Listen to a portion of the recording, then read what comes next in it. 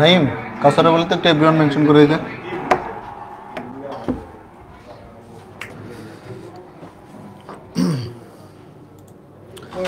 Hello বাচ্চারা,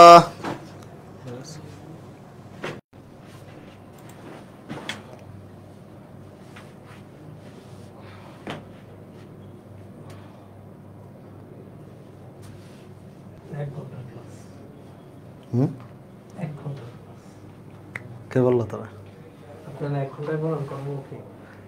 record আর লাইভের মধ্যে পার্থক্য আছে না? ওয়ালাইকুম আসসালাম, কি অবস্থা বাচ্চারা? আজকে একটা সারপ্রাইজ আছে তোদের জন্য, সেটা হচ্ছে কর্মমুখী রসায়ন তোদের ইয়াসিন ভাইয়া নিবে।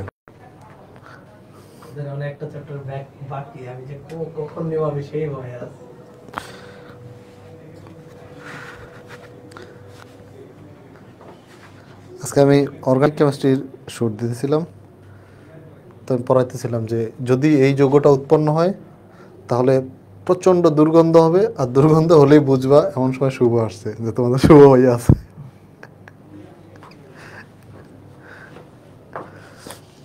বাচ্চারা কি অবস্থা?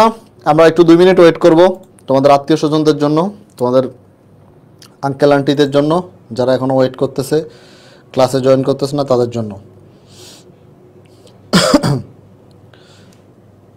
ওকে, এই ক্লাসটা নিয়ে আমরা অলরেডি ভিডিও বার্তা দিছি আমি তোদেরকে, যে এই ক্লাসটা আসলে কিভাবে তোদেরকে সেভ করতে পারবে কেমিস্ট্রিতে, স্পেশালি যদি কোশ্চেন কঠিন হয়। হ্যাঁ, তো প্রত্যেকটা বোর্ডেই যে কোনো একটা প্রত্যেকটা বোর্ডেই যে কোনো একটা চ্যাপ্টার কঠিন হবে, মানে একটা সাবজেক্ট কঠিন হবে। সেটা ফিজিক্স হইতে পারে, সেটা ম্যাথ হইতে পারে, কেমিস্ট্রি হইতে পারে, বায়োলজি হইতে পারে, হোয়াট এভার। তো যেই বোর্ডে কেমিস্ট্রি কঠিন হবে ওই বোর্ডে তোকে বাঁচাবে কে? বাঁচাবে হচ্ছে ফার্স্ট পেপারের জন্য কর্মমুখী রসায়ন, ঠিক আছে? তো অলরেডি তোরা আমার ওই ভিডিওতে অনেকেই বলছিলি যে ইউটিউবের যে 1 ঘন্টার ক্লাস আছে, 1 ঘন্টার ক্লাস দেখেই তোরা মোটামুটি প্রো হয়ে গেছিস।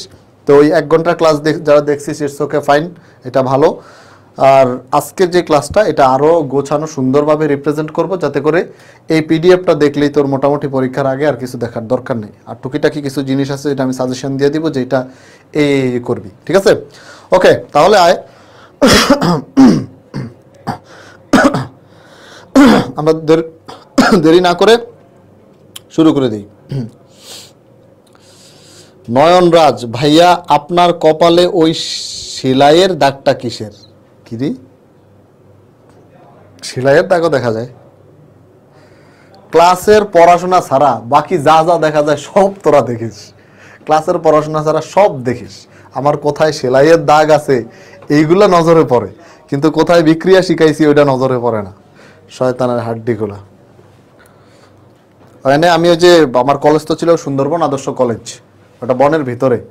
তো আমরা আইডি কার্ড নিয়ে গেলে বাঘ কিছু বলতো না। একদিন আইডি কার্ড ছাড়া গেছিলাম, পরে বাঘ কামড় দিছিল, কামড় দেয় নাই ঠিক, আচল দিছিল, ওটা সেলাই লাগছিল।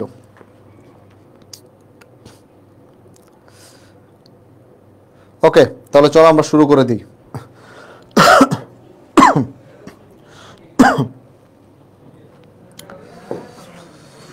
আচ্ছা, আমরা কি করব?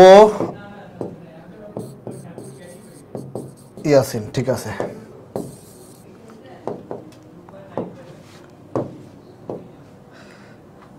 ইয়াসিন,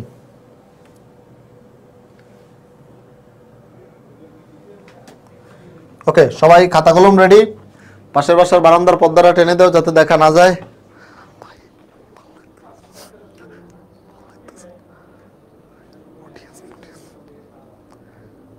গতকালকে শুরু করছি,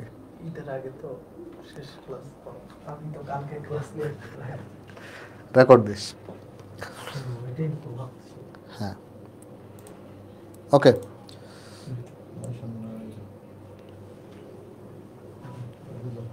হ্যাঁ, ঠিক আছে।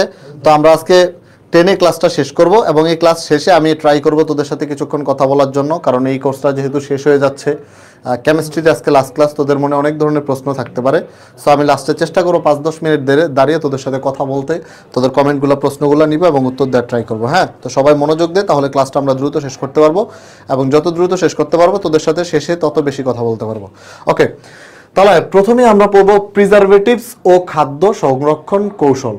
প্রিজারভেটিভস ও খাদ্য সংরক্ষণ কৌশল, প্রিজারভেটিভস কি এবং সেটা কিভাবে খাদ্য সংরক্ষণ করে। ঠিক আছে, তো এখন আমাদের প্রথম প্রশ্ন হচ্ছে কি, যে খাদ্য নষ্ট হওয়ার কারণ, খাদ্য কেন নষ্ট হয়? খাদ্য নষ্ট হওয়ার প্রথম কারণ হচ্ছে এটা যদি তুই না খাস, কারণ জিনিসটা অর্গানিক, না খাইলে নষ্ট হবে, এটাই স্বাভাবিক, তাই না? তো এখন তুই না খাইলে এটা নষ্ট হবে, তো না খাওয়ার পরে নষ্টটা করে কারা? খাদ্যকে যে নষ্ট করে ওই নষ্টগুলা কারা, এটা আমরা একটু দেখি। তো দেখ, খেয়াল করে এখানে যে খাদ্য 3 ভাবে পচতে পারে, পচন ঘটতে পারে। একটা হচ্ছে জীবাণু দ্বারা পচন। কারা? জীবাণু দ্বারা পচন, জীবাণু। তো আমাদের এই জীবাণুগুলোকে চিনতে হবে, এটা আমাদের কাজ। মানে আমরা যদি খাদ্য পচনটাকে ঠেকাইতে চাই, যে না খাদ্যকে আমরা পচতে দিব না, তখন আমাদের কি করতে হবে? যারা যারা খাদ্যকে পচায় তাদের এগেইনস্টে কাজ করতে হবে। এখন তুমি যদি তোমার শত্রুপক্ষকেই না চিনো, যুদ্ধটা করবা কার সাথে, তাই না? তো এই জন্য আমরা শত্রুপক্ষ আইডেন্টিফাই করি যে কারা কারা খাদ্যকে পচায়। তো এর মধ্যে 1 নম্বর হচ্ছে জীবাণু, জীবাণু দ্বারা খাদ্যের পচন ঘটে। 2 নম্বর হচ্ছে এনজাইমের প্রভাবে অক্সিজেন দ্বারা জারণ। কি দ্বারা? অক্সিজেন দ্বারা জারণ বা বিযোজন। বিযোজন মানে ভাঙা, জারণ মানে ভাঙা, পচা, পচে যাওয়া, ভেঙে যাওয়া, এগুলো হচ্ছে জারণ, বিযোজন ইত্যাদি। এগুলো কারা করে? অক্সিজেন করে। এরপরে 3 নম্বর হচ্ছে ধাতব আয়নের প্রভাবে। হ্যাঁ, এটা মনোযোগ দিয়ে, কি দিয়ে? ধাতব আয়ন। এই ধাতব আয়নের প্রভাবে তৈল ও চর্বি জাতীয় খাবারের পচন। তাহলে ধাতব আয়ন, এই ধাতব আয়ন কাদেরকে পচায়? কোন জাতীয় খাবারকে পচায়? তৈল ও চর্বি জাতীয় খাবারকে পচায়। ধাতব আয়ন তৈল ও চর্বি জাতীয় খাবারকে পচায়। ঠিক আছে, ওকে। তাহলে এই হচ্ছে 3 ভাবে আমাদের খাদ্য পচতে পারে। এখন আমরা শুরুতেই যে বলছি যে জীবাণু দ্বারা খাদ্য পচে, জীবাণু দ্বারা খাদ্যের পচন ঘটে, আমরা একটু জীবাণুগুলোকে একটু চেনার চেষ্টা করি যে জীবাণুগুলো আসলে কারা। তো এই জীবাণুর মধ্যে আছে মূলত, জীবাণুর মধ্যে কারা আছে? যেমন আছে হচ্ছে ইস্ট, তারপরে হচ্ছে মোল্ডস, তারপরে হচ্ছে ব্যাকটেরিয়া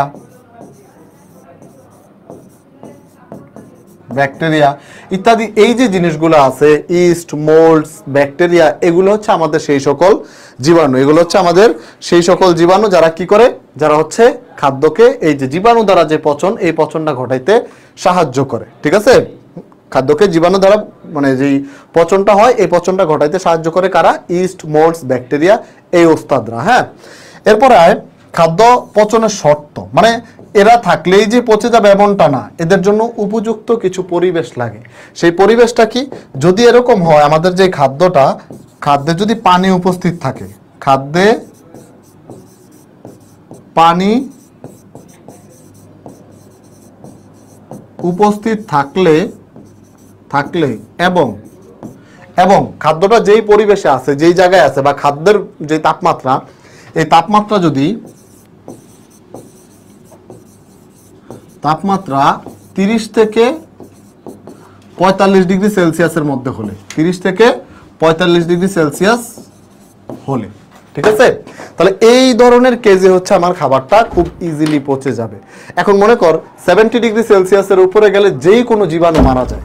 এখন জীবাণু আসছে খাদ্য পচাইতে, আইসা দেখলো খাদ্যের তাপমাত্রা 70 বেশি, তাহলে জীবাণু তো নিজেই মরে যাবে, তাই না? জীবাণু নিজেই মরে যাবে। তাহলে কি করতে হবে? জীবাণু যদি খাদ্য পচাইতে হয়, খাদ্যের তাপমাত্রাটা লিমিটের মধ্যে রাখতে হবে যেন জীবাণু সহ্য করতে পারে, তাই তো? তো এই যে ঘটনাগুলো ঘটে, এরা এভাবে খাদ্য পচায়। এই খাদ্য পচানোর জন্য অনুকূল যে পরিবেশ, যে কন্ডিশন, সেটা হচ্ছে খাদ্যে পানি উপস্থিত থাকলে, অর্থাৎ খাবারের মধ্যে যদি পানি থাকে এবং এই খাদ্যের তাপমাত্রা 30 থেকে 45 ডিগ্রি সেলসিয়াস হলে খাদ্যটা ইজিলি পচে যাবে। ঠিক আছে, ইজিলি পচে যাবে, খাবারটা ইজিলি পচে যাবে। ওকে, তাহলে এই হচ্ছে আমাদের প্রথম ইনফরমেশন। আমরা জানলাম যে খাদ্য কিভাবে পচে এবং এটা শর্ত কি এবং কারা পচায়। ওকে, যাই আমরা পরে। এবার প্রিজারভেটিভস জিনিসটা কি একটু আমরা খেয়াল করি। প্রিজারভেটিভস জিনিসটা কি? প্রিজারভেটিভস হচ্ছে ভাইয়া দেখ যে রাসায়নিক পদার্থ যা অল্প পরিমাণে খাবারের সাথে মিশে এই ফাঙ্গাস, ব্যাকটেরিয়া বা এনজাইমেটিক জারণ থেকে খাবারকে রক্ষা করে। তাহলে প্রিজারভেটিভ কারা? যারা খাবারকে রক্ষা করে। কিভাবে রক্ষা করে? অল্প পরিমাণে খাবারের সাথে মিশে এই যে ফাঙ্গাস, এই ব্যাকটেরিয়া বা এনজাইমেটিক যে অ্যাটাক আছে এই অ্যাটাক থেকে খাবারকে রক্ষা করে। ক্লিয়ার? এই অ্যাটাক থেকে খাবারকে রক্ষা করে। তো প্রিজারভেটিভসের এই সংজ্ঞাটা একদম মুখস্থ করে ফেলতে হবে, কারণ বিভিন্ন জায়গায় এটা কাজে লাগবে। কই কই কাজে লাগবে আমি ক্লাসের মধ্যে বলে দিব। আরেকটা কথা, আমি ঠিক যেভাবে বলবো ওইভাবে পরীক্ষার খাতায় লিখবি, কারণ এমন 3 মার্কের কোশ্চেন আছে যেটা দিয়ে তুই 3 লাইন মিলিয়ে লিখতে পারবি না। তো এটা ভাইয়া যেভাবে বলে দিব এইভাবে লিখবি, ঠিক আছে? তাইলে দেখবি যে একদম পুরো খাতাও হয়েছে, স্যারও খুশি, তুইও খুশি, নাম্বারও পাবি খুশি হওয়ার মতো, আর না হইলে বিলকি জিলকি। ওকে, এবার আয় প্রিজারভেটিভসের প্রকারভেদ। এই প্রিজারভেটিভ যারা হচ্ছে আমাদের এই যে ফাঙ্গাস, ব্যাকটেরিয়া, এনজাইমেটিক থেকে খাবারকে রক্ষা করে, এই প্রিজারভেটিভসের প্রকারভেদ কি কি? প্রকারভেদ কি কি? তো প্রথমত প্রধানত কত প্রকার প্রিজারভেটিভ ভাইয়া? প্রিজারভেটিভ প্রধানত হচ্ছে 2 প্রকার। প্রধানত 2 প্রকার। 2 প্রকার কি কি? কি কি এই 2 প্রকার কি কি? 1 নাম্বার হচ্ছে প্রাকৃতিক।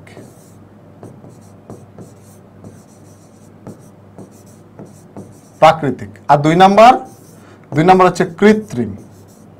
কৃত্রিম, কৃত্রিম বা রাসায়নিক। আমরা কৃত্রিমও বলতে পারি বা রাসায়নিকও বলতে পারি। তাহলে প্রিজারভেটিভস প্রধানত 2 প্রকার, একটা হচ্ছে প্রাকৃতিক আর একটা হচ্ছে কৃত্রিম বা রাসায়নিক। এছাড়াও অন্যান্য রকমের প্রিজারভেটিভস আছে, যেমন হচ্ছে ধর শুষ্ককরণ। শুষ্ককরণ বুঝি তো আমরা, রোদে শুকাই না, শুষ্ককরণ। এই শুষ্ককরণ একটা উদাহরণ দিতে পারবি? শুটকি চিনো? শুটকিরে কি করে? শুকায় না, শুকায় তারপর খায়, এটা হচ্ছে শুষ্ককরণ। তারপর হচ্ছে নিম্ন তাপমাত্রায় সংরক্ষণ। নিম্ন তাপমাত্রায় সংরক্ষণ, এটা বলতে পারবি কি? নিম্ন তাপমাত্রায় সংরক্ষণের উদাহরণ দিতে পারবি? দেখি দে তো, তোদের আইকিউ একটু দেখি যে নিম্ন তাপমাত্রায় সংরক্ষণ এরকম একটা প্রিজারভেটিভের উদাহরণ দে। বল দেখি, নিম্ন তাপমাত্রায় সংরক্ষণ।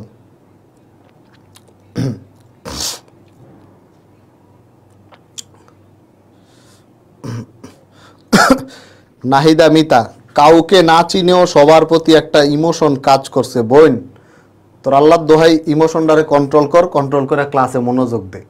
তোর ইমোশন তুই পরেও দেখাইতে পারবি, এই ক্লাস আর পরে লাইভ পাবি না। তো আল্লাহর দোহাই যে প্রশ্ন করছি ওই প্রশ্নের উত্তর দে। এসব ভণ্ডামি স্যার ভালো।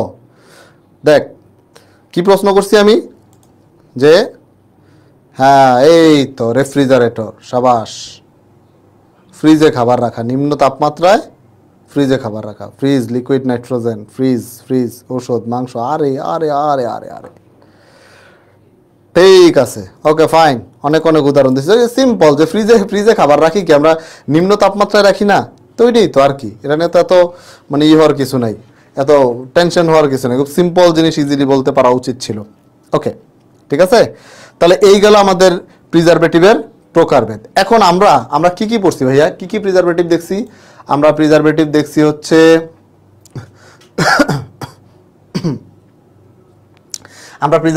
হচ্ছে প্রাকৃতিক, কৃত্রিম বা রাসায়নিক, তারপরে যে শুষ্ককরণ, নিম্ন তাপমাত্রা সংরক্ষণ। এগুলার এখন আমরা কি করব? এগুলার আমরা একটা করে আলাদা আলাদাভাবে পড়বো, ঠিক আছে? একটা করে আলাদা আলাদাভাবে ডিসকাশন করব। তো শুরুতেই আসি প্রাকৃতিক প্রিজারভেটিভ। প্রাকৃতিক প্রিজারভেটিভ কারা? প্রাকৃতিক প্রিজারভেটিভ, প্রথমে আসি খাদ্য লবণ।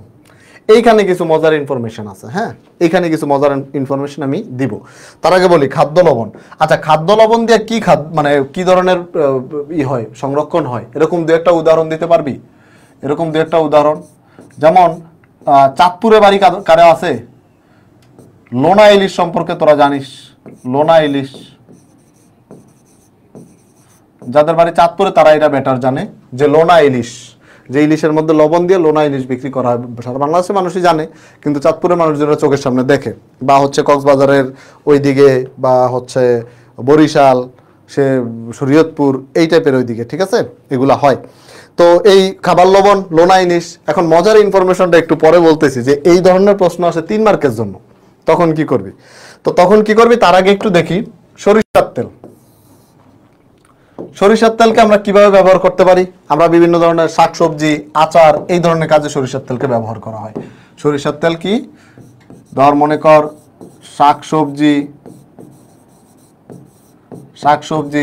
আচার ইত্যাদি বিভিন্ন কাজে ব্যবহার করা হয়। ঠিক আছে, এরপরে আয় চিনি।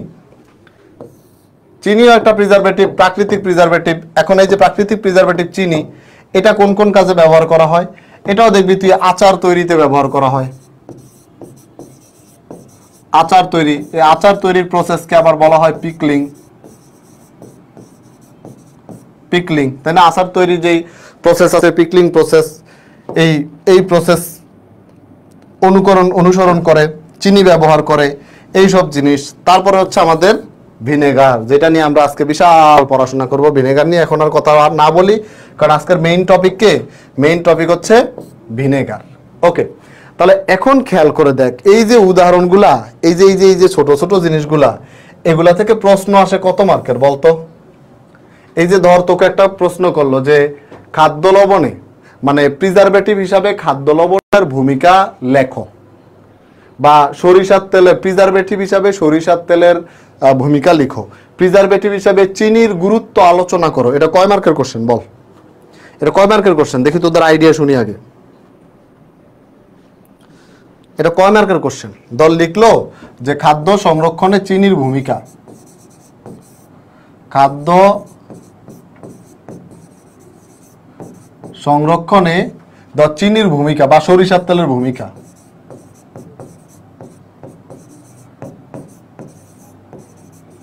সরিষার তেলের ভূমিকা আলোচনা করো। এটা কত মার্কের কোশ্চেন বল? এটা কত মার্কের কোশ্চেন আসতে পারে?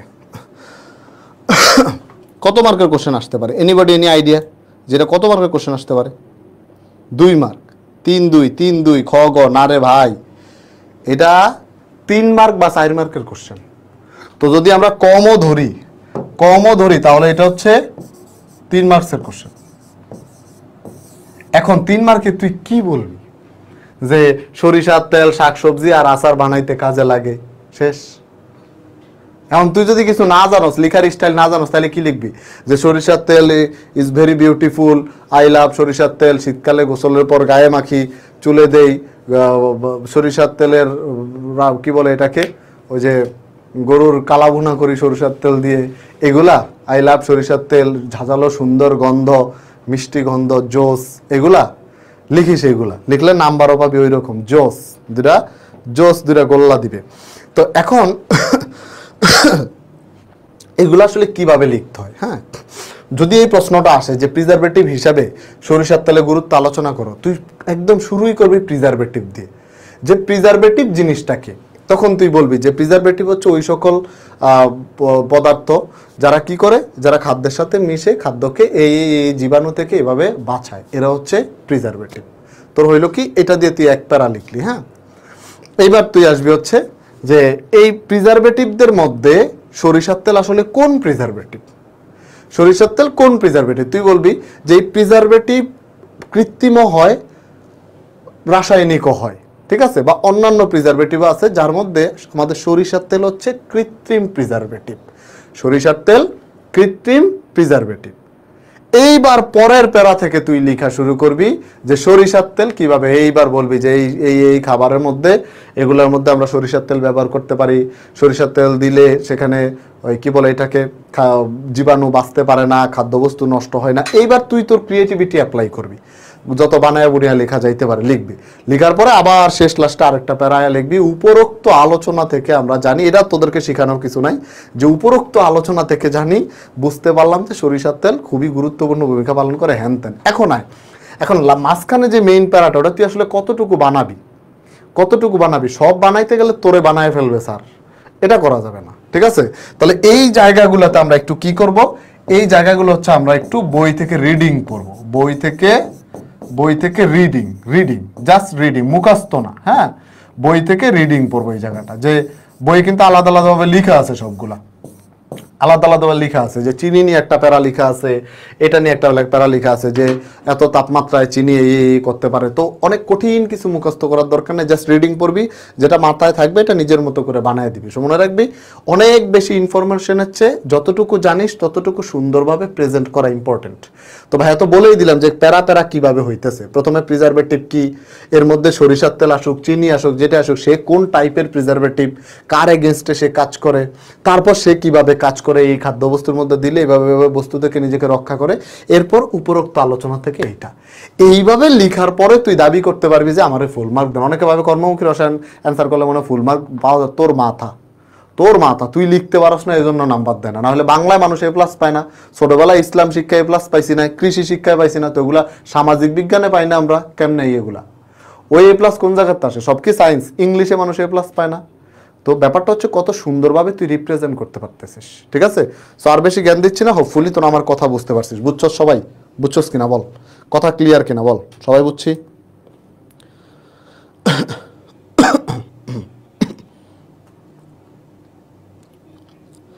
বুঝছি আমরা?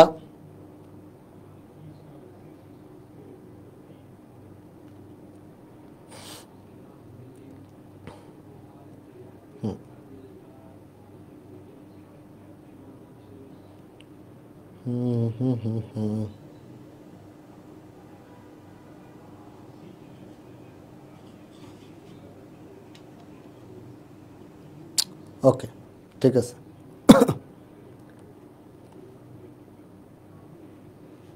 ঠিক আছে, ঠিক আছে ভাই। সরিষার তেল কি কৃত্রিম? কি লিখছি? প্রাকৃতিক। বলে ফেলছি আর কি, ফ্লোতে অবশ্যই প্রাকৃতিক।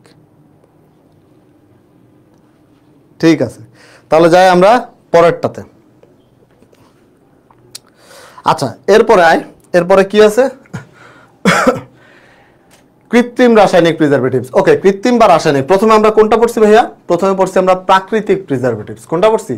প্রাকৃতিক প্রিজারভেটিভস। প্রাকৃতিক প্রিজারভেটিভস আমরা দেখছি, এর মধ্যে ভিনেগারটা আমরা রেখে দিছি, কারণ ভিনেগার হচ্ছে আজকে আমাদের মেইন টপিক। তো ওইটা নিয়ে আমরা একটু পরে আলোচনা করতেছি। এবার আমরা যাব হচ্ছে কৃত্রিম বা রাসায়নিক প্রিজারভেটিভ, ঠিক আছে? কৃত্রিম বা রাসায়নিক প্রিজারভেটিভ। তো এরা কারা? এরা হচ্ছে প্রথমটা হচ্ছে অ্যান্টি মাইক্রোবিয়াল। কারা? Anti microbial. এরপরে কি আছে? এরপর হচ্ছে অ্যান্টিঅক্সিডেন্টাল। এরপরে আছে অ্যান্টিঅক্সিডেন্টাল। ওকে, এরপরে কি আছে? এরপর হচ্ছে কিলেটিং এজেন্ট। আচ্ছা, এরপর হচ্ছে কিলেটিং এজেন্ট। এরা কারা? এরা সবাই হচ্ছে প্রাকৃতিক। এরা সবাই হচ্ছে কৃত্রিম বা রাসায়নিক। এরা সবাই হচ্ছে কৃত্রিম বা রাসায়নিক। এবার নাম পড়লে আমরা বুঝতে পারবো যে কে আসলে কোনটার এগেইনস্টে কাজ করে। হ্যাঁ, তো প্রথমটার নাম দেখ। প্রথমটার নাম কি বলে? Anti microbial agent. অ্যান্টি মানে কি? এক দলে না বিপরীত দলে? এক দলে না বিপরীত দলে? ডেফিনেটলি বিপরীত দলে। অ্যান্টি আমরা বলি না এর অ্যান্টি। তাহলে অ্যান্টি মাইক্রোবিয়াল মানে হচ্ছে যে মাইক্রো অর্গানিজম, ক্ষুদ্র যেসব জীবাণু। তাহলে এই অ্যান্টি মাইক্রোবিয়াল এরা আসলে কার এগেইনস্টে কাজ করে? মাইক্রো অর্গানিজমের এগেইনস্টে কাজ করে, তাই না? এরা এই অ্যান্টি মাইক্রোবিয়াল কার এগেইনস্টে কাজ করে? মাইক্রো অর্গানিজমের এগেইনস্টে। কার এগেইনস্টে? মাইক্রো অর্গানিজমের এগেইনস্টে। Micro organism.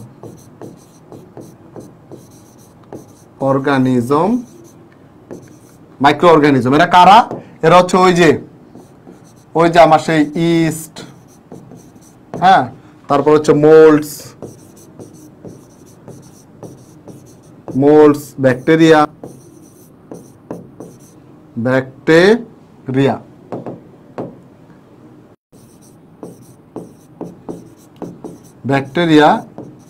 ইত্যাদি থেকে খাদ্যকে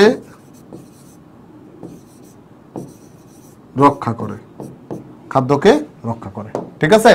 তাহলে এই মাইক্রো অর্গানিজম বা হচ্ছে ইস্ট, মোল্ড, ব্যাকটেরিয়া, হ্যাঁ, ইত্যাদি থেকে খাদ্যকে সংরক্ষণ করে। এরা কারা? এরা হচ্ছে অ্যান্টি মাইক্রোবিয়াল এজেন্ট। এটা কিন্তু আবার কোন প্রকারভেদ, এগুলো এমসিকিউর জন্য ভেরি ভেরি ইম্পর্টেন্ট। তোদের জিজ্ঞেস করতে পারে যে নিচের কোনটি কৃত্রিম বা রাসায়নিক প্রিজারভেটিভ, সেখানে অ্যান্টি মাইক্রোবিয়াল থাকতে পারে অপশনে, সেখানে অ্যান্টি অক্সিডেন্টাল থাকতে পারে, সেখানে কিলেটিং এজেন্টও থাকতে পারে। ঠিক আছে, তো আমরা একটা দেখলাম। এরপর আসি অ্যান্টি অক্সিডেন্টাল। তো অ্যান্টি বুঝি যে এগেনস্টে কাজ করে, কার এগেনস্টে? অক্সিডেন্টাল, অক্সিজেনের এগেনস্টে। তো এইখানে যারা থাকে তাদের হচ্ছে দুইটা কাজ। একটা হচ্ছে এই যে অক্সিজেন, এই অক্সিজেন দ্বারা জারণ বা হচ্ছে মুক্তমূলক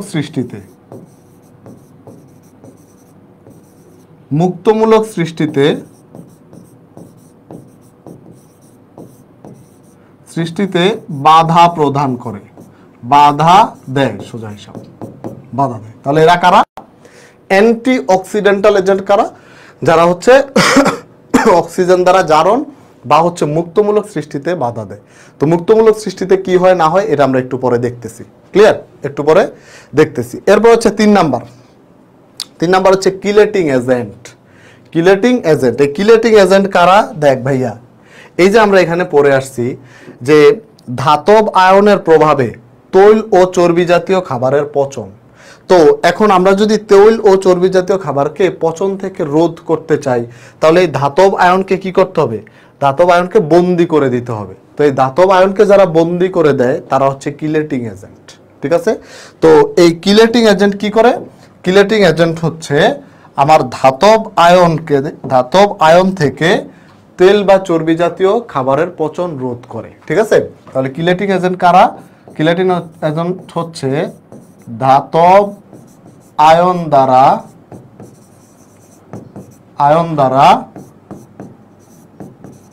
তৈল ও চর্বি জাতীয় খাবারের পচন রোধ করে,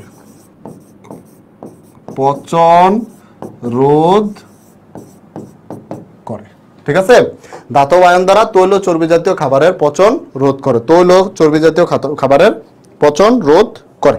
ঠিক আছে, ওকে। এখন একটু রিলেট করার চেষ্টা কর যে আমরা কোন দিকে যাচ্ছি। শুরুতে আমরা দেখলাম যে প্রিজারভেটিভ নিয়ে পড়াশোনা করলাম, যেখানে আসলে খাদ্য নষ্ট হওয়ার কারণগুলা কি এবং সেখানে কারা কারা জড়িত থাকে। এই যে জীবাণু জড়িত থাকে, জীবাণু আবার কারা, তাদের কথা আমরা বললাম।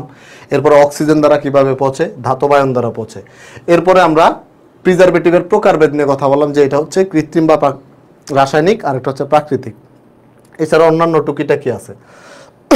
তারপরে আমরা প্রথম যে টাইপটা প্রাকৃতিক টাইপ, এটা পড়ে ফেললাম। এই যে এটা প্রাকৃতিক পরে আমরা এবার চলে গেলাম হচ্ছে কৃত্রিমে। তো কৃত্রিমে যায় দেখলাম যে কৃত্রিমে আমাদের বেশ কিছু কি আছে, বেশ কিছু প্রকারভেদ আছে। কি কি? অ্যান্টিমাইক্রোবিয়াল, অ্যান্টিঅক্সিডেন্টাল, আর একটা হচ্ছে কিলেটিং এজেন্ট। তো এটা আমরা ধারণা নিলাম যে অ্যান্টিমাইক্রোবিয়াল কারা, যারা মাইক্রো অর্গানিজমের এগেইনস্টে কাজ করে। অ্যান্টিঅক্সিডেন্টাল কারা, যারা হচ্ছে অক্সিজেন দ্বারা পচন বা মুক্তমূলক সৃষ্টিতে বাধা দেয়। আর কিলেটিং এজেন্ট কারা, যারা ধাতব আয়ন দ্বারা তৈল বা চর্বি জাতীয় খাবারের পচন রোধ করে। ঠিক আছে, এতটুকু পর্যন্ত আসছি। এবার আমরা কি করব? এবার হচ্ছে আমরা এই অ্যান্টিমাইক্রোবিয়াল, অ্যান্টিঅক্সিডেন্টাল, কিলেটিং, এই তিনটাকে আলাদা আলাদাভাবে চিনব। ঠিক আছে, এই তিনটার কাজ আলাদা আলাদাভাবে বুঝবো। তো শুরুতে অ্যান্টিমাইক্রোবিয়াল এজেন্ট। এরা কারা? Antimicrobial agent. এই অ্যান্টিমাইক্রোবিয়াল এজেন্টে তুই গিয়ে দেখবি হচ্ছে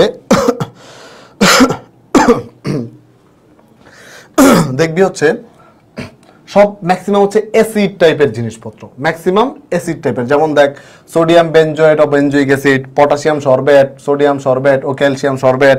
এরা আসছে কোথা থেকে? সরবিক অ্যাসিড থেকে। Citric acid, acetic acid, calcium propanoate, হ্যাঁ, তারপর নাইট্রেট ও নাইট্রাইট লবণ, সালফাইড গ্যাস ইত্যাদি ইত্যাদি। চেষ্টা করবি এই যে ইগুলো আছে, এই যে সংকেতগুলো আছে, দুই একটা সংকেত একটু মনে রাখার জন্য ট্রাই করবি। হ্যাঁ, দু একটা সংকেত একটু মনে রাখার জন্য আমরা চেষ্টা করব, না পারলে যে অন্যায় হবে তা না, বাট পারলে ভালো, এমসিকিউর জন্য জিনিসটা সেফ থাকলো। এইবার পড়তেছি কি, কৃত্রিম বা রাসায়নিক প্রিজারভেটিভ যার মধ্যে অ্যান্টি মাইক্রোবিয়াল এজেন্টকে, এজেন্ট হচ্ছে দেখ অ্যাসিডিক অ্যাসিড। তাহলে অ্যাসিডিক অ্যাসিড এটা কি কৃত্রিম নাকি প্রাকৃতিক? এটা হচ্ছে কৃত্রিম, অ্যাসিডিক অ্যাসিড কৃত্রিম। আচ্ছা, এই জায়গায় একটা পয়েন্ট লিখে দেই, খুব সাবধান। হ্যাঁ, একটা পয়েন্ট লিখে দেই এখানে, সেটা হচ্ছে বি সাবধান। কি?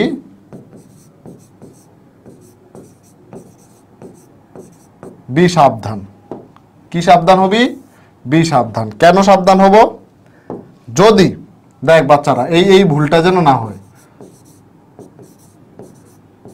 যদি অ্যাসিডিক অ্যাসিড বলে শুধু, যদি শুধু অ্যাসিডিক অ্যাসিড বলে, অ্যাসিটিক অ্যাসিড বলে, তাহলে সেটা কি? তাহলে সেটা হচ্ছে কৃত্রিম, সেটা হচ্ছে কৃত্রিম। ঠিক আছে? কিন্তু কিন্তু যদি তোমাকে, যদি এই যে অ্যাসিটিক অ্যাসিডের 6 থেকে 10% জলীয় দ্রবণ বলে, 6 থেকে 10% দ্রবণ বলে, এই অ্যাসিটিক অ্যাসিডের 6 থেকে 10% জলীয় দ্রবণ মূলত কি? মূলত হচ্ছে ভিনেগার। ভিনেগার। তখন এটা কি? তখন এটা হচ্ছে প্রাকৃতিক।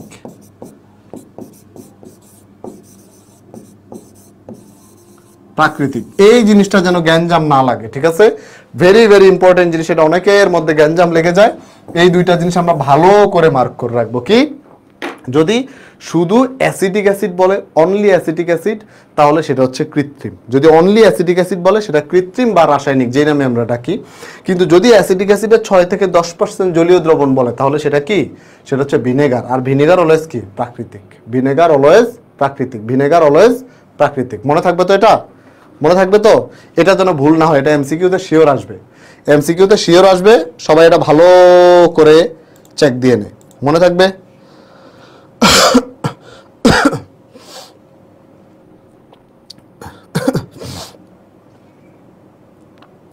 ক্লিয়ার?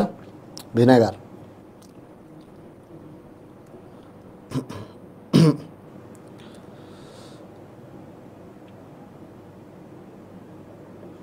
ঠিক আছে, মনে থাকবে, ফাইন, মনে থাকবে। ওকে, তাহলে এবার আসি পরেরটা। পরেরটা হচ্ছে অ্যান্টি অক্সিডেন্টাল এজেন্ট। দেখ, এখানে একটা কঠিন জিনিস পড়াবো এবং বলে দিব এটার কারণ। তাহলে আমরা কয়টা দেখছিলাম? Antimicrobial agent, antioxidental agent, আর হচ্ছে কিলেটিং এজেন্ট। তো এর মধ্যে অ্যান্টি মাইক্রোবিয়াল আমরা দেখলাম। অ্যান্টি মাইক্রোবিয়াল কোনটা? এই যে এটা অ্যান্টি মাইক্রোবিয়াল, কৃত্রিম। ঠিক আছে, ওখানে আমরা একটা নোট করে দিলাম। এবার আমরা যাব কোনটাতে? এবার যাব হচ্ছে অ্যান্টি অক্সিডেন্টালে, আর এরপর হচ্ছে কিলেটিং এজেন্টে। তো দেখ, অ্যান্টি অক্সিডেন্টাল কি করে? অক্সিজেন দ্বারা জারণ রোধ করে, আবার মুক্তমূলক সৃষ্টিতে বাধা দেয়। এটা ইম্পর্টেন্ট যে অ্যান্টি অক্সিডেন্টালের কাজ কি। অ্যান্টি অক্সিডেন্টালের কাজ হচ্ছে অক্সিজেন দ্বারা জারণকে রোধ করে অথবা মুক্তমূলক সৃষ্টিতে বাধা দেয়। ঠিক আছে, তো এরপরে যাব কিলেটিং এ। তো অ্যান্টি অক্সিডেন্টালটা আমরা দেখি। এই যে অ্যান্টি অক্সিডেন্টাল, অ্যান্টি অক্সিডেন্টালে কি বলছে? Anti occidental. অ্যান্টি অক্সিডেন্টাল কারা? চর্বি বা লিপিড অণু অক্সিজেনের সাথে বিক্রিয়া করে মুক্তমূলক সৃষ্টি করে, যা অ্যান্টি অক্সিডেন্ট অণু শোষণ করে পচন রোধ করে। ওই যে চর্বি জাতীয় যেই খাবার বা লিপিড জাতীয় খাবার বা চর্বি জাতীয় যে চর্বি বা লিপিড আছে, এরা কি করে? অক্সিজেনের সাথে বিক্রিয়া করে মুক্তমূলক সৃষ্টি করে। এখন এই মুক্তমূলক সৃষ্টিটা একটা চেইন রিঅ্যাকশন। এটা কি করবে? খাবারটাকে ভাঙবে ভাঙবে ভাঙবে ভাঙবে, ভেঙে ভেঙে ভেঙে ভেঙে ভেঙে ভেঙে পচায় ফেলবে। তো আমাদের কি করতে হবে? আমাদের হচ্ছে এই পচনটা রোধ করার জন্য এই মুক্তমূলকটাকে আটকায় দিতে হবে। মুক্তমূলকটাকে আটকায় দিতে হবে। আর এই মুক্তমূলকটাকে আটকায় হচ্ছে আমাদের anti occidental agent. Antioxidental agent. ঠিক আছে, অ্যান্টি অক্সিডেন্টাল এজেন্ট। ওকে, তো আমরা বিক্রিয়াটা শুরু করি। প্রথমে দেখ, এই যে LH এটা হচ্ছে একটা লিপিড অণু। LH এটা কি? এটা একটা লিপিড অণু। এই লিপিড অণু অক্সিজেনের সাথে বিক্রিয়া করে কি উৎপন্ন করে? বিক্রিয়া করে যে উৎপন্ন করে হচ্ছে একটা L মুক্তমূলক সাথে HOO, এটা ঠিক আছে। তাহলে প্রথমে একটা L মুক্তমূলক সাথে HOO, এরপরে এই যে মুক্তমূলকটা সে আরে কোনো অক্সিজেনের সাথে বিক্রিয়া করে উৎপন্ন করে LOO মুক্তমূলক, ঠিক আছে। এবারে যে LOO মুক্তমূলক সে কি করে? আরেকটা লিপিড অণুর সাথে বিক্রিয়া করে, বিক্রিয়া করে উৎপন্ন করে LOOH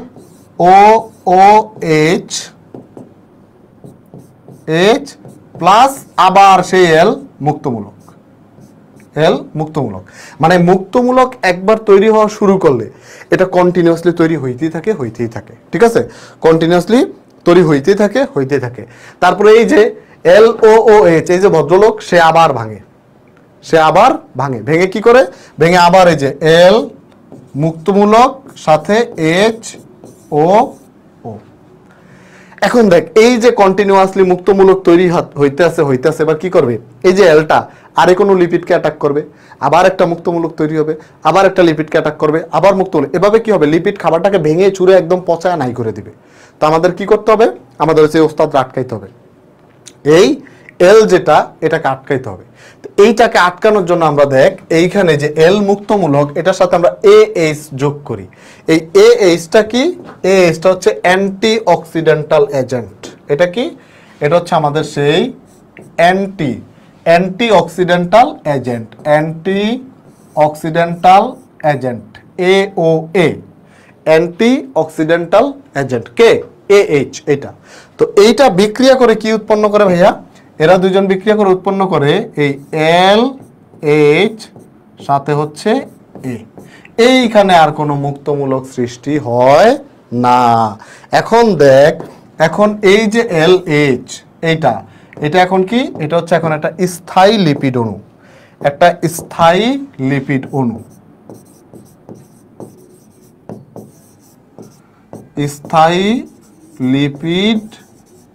অণু। একটা স্থায়ী লিপিড অণু, ঠিক আছে। তাহলে আমার যে লিপিড অণুটা নিয়ে আমরা প্যারা খাইতেছিলাম, যেটা বারবার ভাঙতেছিল, ভেঙে ভেঙে মুক্তমূলক তৈরি করে খাবারটা নষ্ট হয়ে যাচ্ছিল, সেই লিপিড অণুটা ফাইনালি কি হলো? একটা স্থায়ী লিপিড অণু হিসেবে স্টেবল হয়ে গেল। এখন এটা কার দ্বারা সম্ভব হয়েছে? এটা সম্ভব হয়েছে এই যে AOA, অ্যান্টি অক্সিডেন্টাল এজেন্ট দ্বারা। হ্যাঁ, এবার বাচ্চারা, এই জিনিসটা কি অনেক ইম্পর্টেন্ট?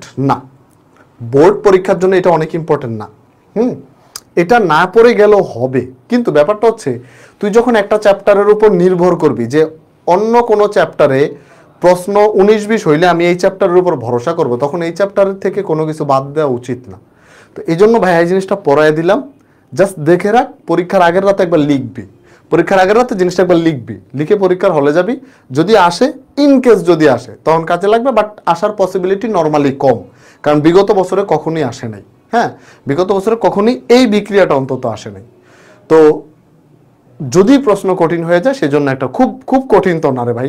দেখ, এখানে জাস্ট এই মুক্তমূলকটাকে ভেঙে জাস্ট জোড়া লাগাই দেবে, সিম্পল জিনিস, ঠিক আছে। তো একবার দেখে যাইস, যাতে কোনো রিস্ক থাকবে না আর কি, কোনো রিস্ক দেখুন না থাকে, ঠিক আছে। ওকে, তাহলে এই গেল হচ্ছে আমাদের কোনটা? Anti occidental.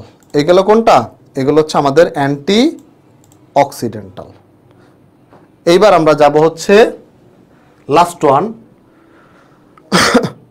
ও আচ্ছা, 1 মিনিট। আমরা তো এখানে কি দেখছি?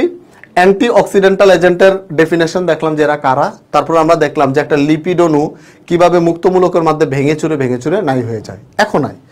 এখন এখানে আরেকটু ছোট ছোট জিনিস আছে, সেটা হচ্ছে এই যে দেখ, এই অ্যান্টি অক্সিডেন্টাল যে এজেন্ট আছে এরা কারা আসলে? অ্যান্টি অক্সিডেন্টাল এজেন্টটা কারা? তো এরা হচ্ছে আবার দুই প্রকার। কি? এই যে দুই প্রকার কি?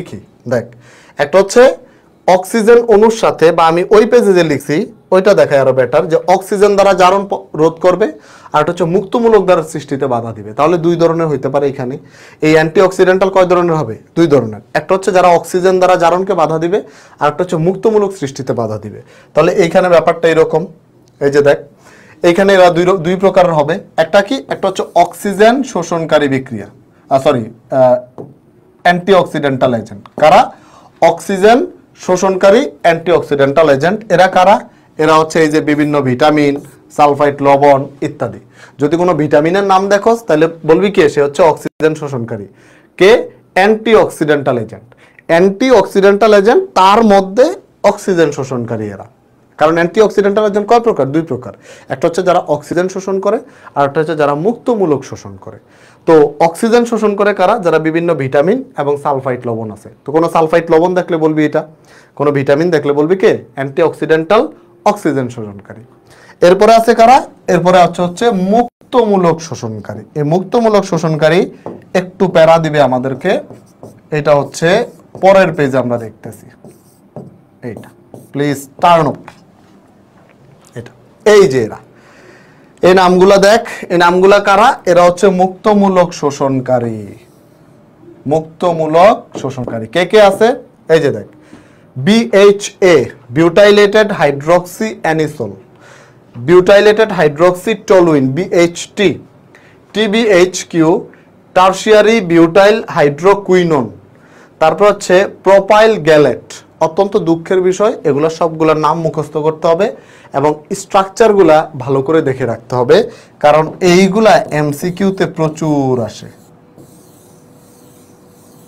MCQতে প্রচুর আসে এগুলা, ঠিক আছে? সো এটা খুবই দুঃখের বিষয়, যেটা আপনাদের ভালো করে দেখে রাখতে হবে। ওকে, একটা মন খারাপের ইমোজি দিয়ে দিলাম যাতে করে মনে থাকে যে এটা তোমাদের দেখতে হবে। এগুলো MCQতে আসে, ঠিক আছে? MCQতে আসে।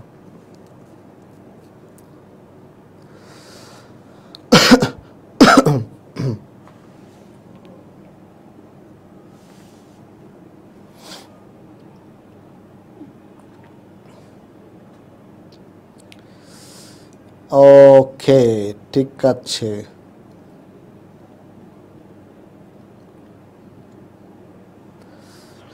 অর্গানিক, হ্যাঁ অর্গানিক, আল্লাহর দুনিয়া সব জায়গায় অর্গানিক আছে। তাহলে এখানে এই যে বিউটাইলেটেড হাইড্রোক্সি অ্যানিসোল আসে, নিচের কোনটি BHA এর সংকেত, কোনটি BHT এর সংকেত, বা এইটার নাম কি, ওইটার নাম কি, এগুলো আসে।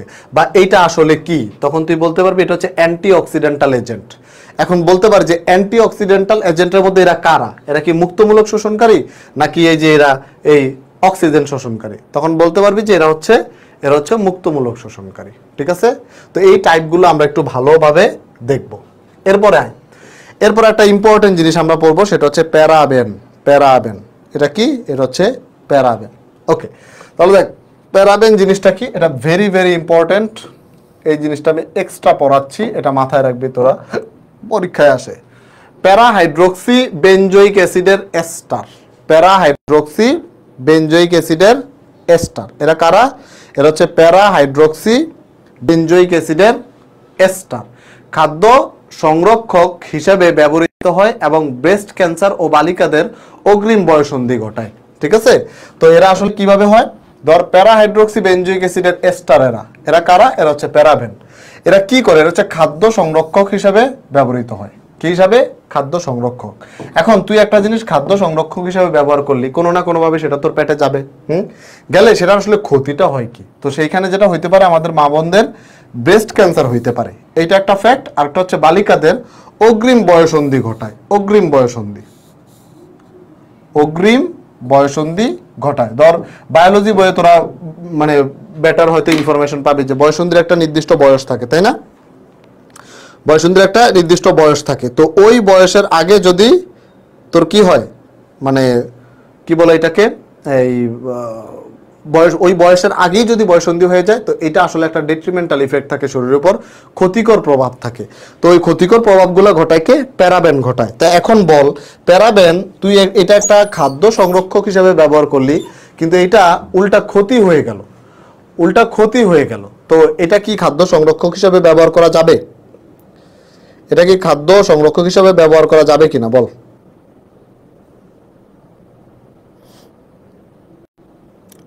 করতে পারবো কিনা আমরা? খাদ্য সংরক্ষক হিসেবে ব্যবহার করতে পারবো কিনা?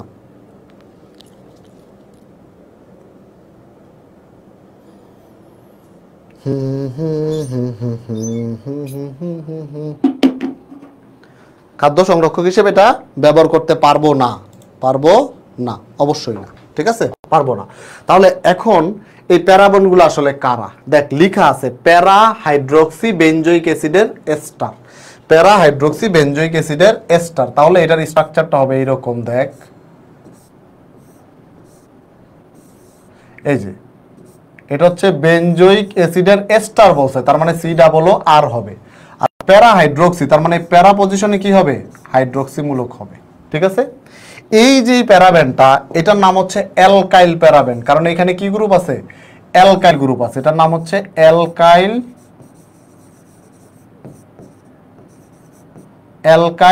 প্যারাবেন, অ্যালকাইল প্যারাবেন, ঠিক আছে। এখন আয় বাচ্চারা, এখন খেয়াল কর এইখানে তাহলে কি কি চেঞ্জ আসতে পারে। আমার আর এর মান যদি মিথাইল হয়, CH3 হয়, তখন এটাকে আমরা কি বলবো? বলবো হচ্ছে মিথাইল প্যারাবেন, মিথাইল প্যারাবেন। এই আর এর মান যদি ইথাইল মূলক হয়, অর্থাৎ C2H5 হয়, তখন আমরা কি বলবো? ইথাইল প্যারাবেন, ইথাইল প্যারাবেন, ঠিক আছে। যদি এই আর এর মান আর ইকুয়াল টু যদি DDT হয়, তোদের চাচ্চু হয়, তাহলে কি বলবি? বলবি হচ্ছে DDT প্যারাবেন,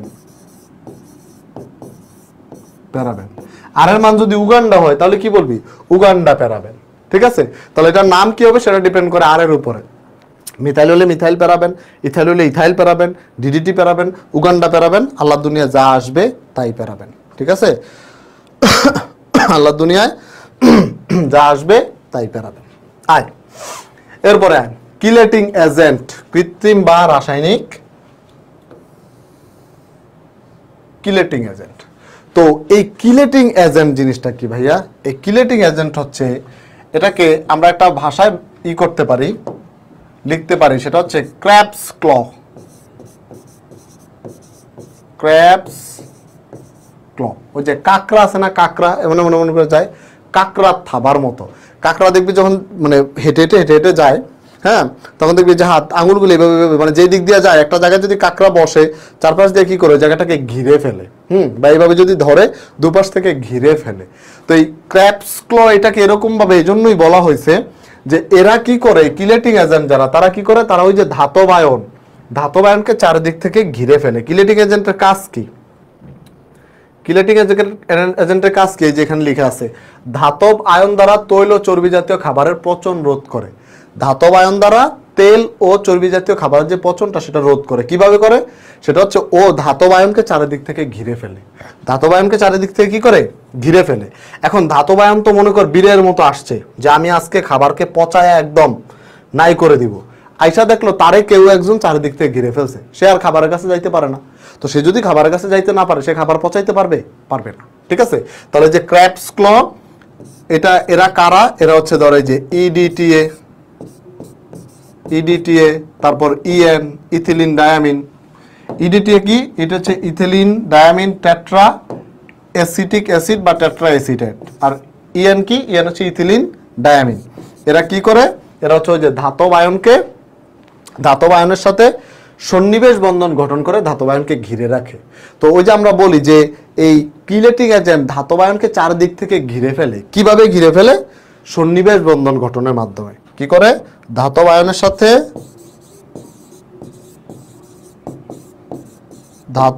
আয়নের সাথে সন্নিবেশ বন্ধন গঠন করে। সন্নিবেশ বন্ধন গঠন করে, ঠিক আছে।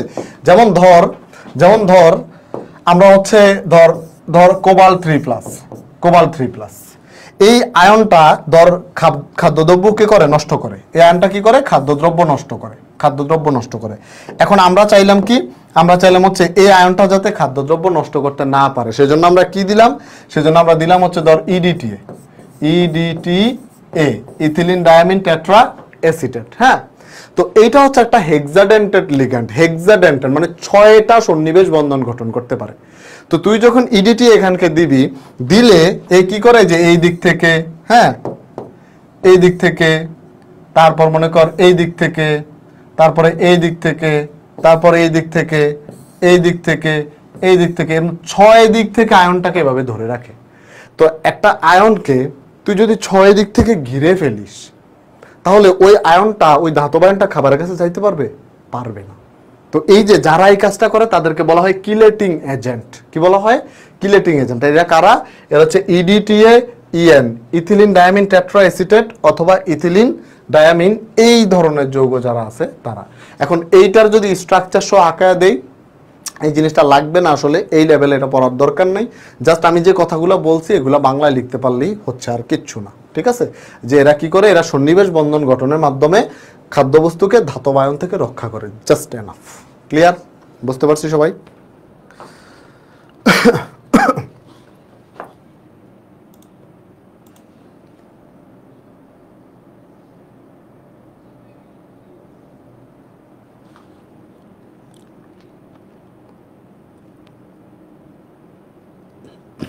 ঠিক আছে?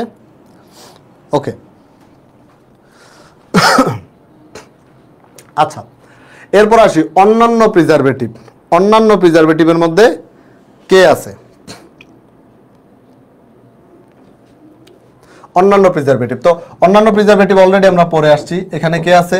খাদ্যবস্তু শুষ্ককরণে আমরা উদাহরণ দিছিলাম না? খাদ্যবস্তু শুষ্ককরণের উদাহরণ কি?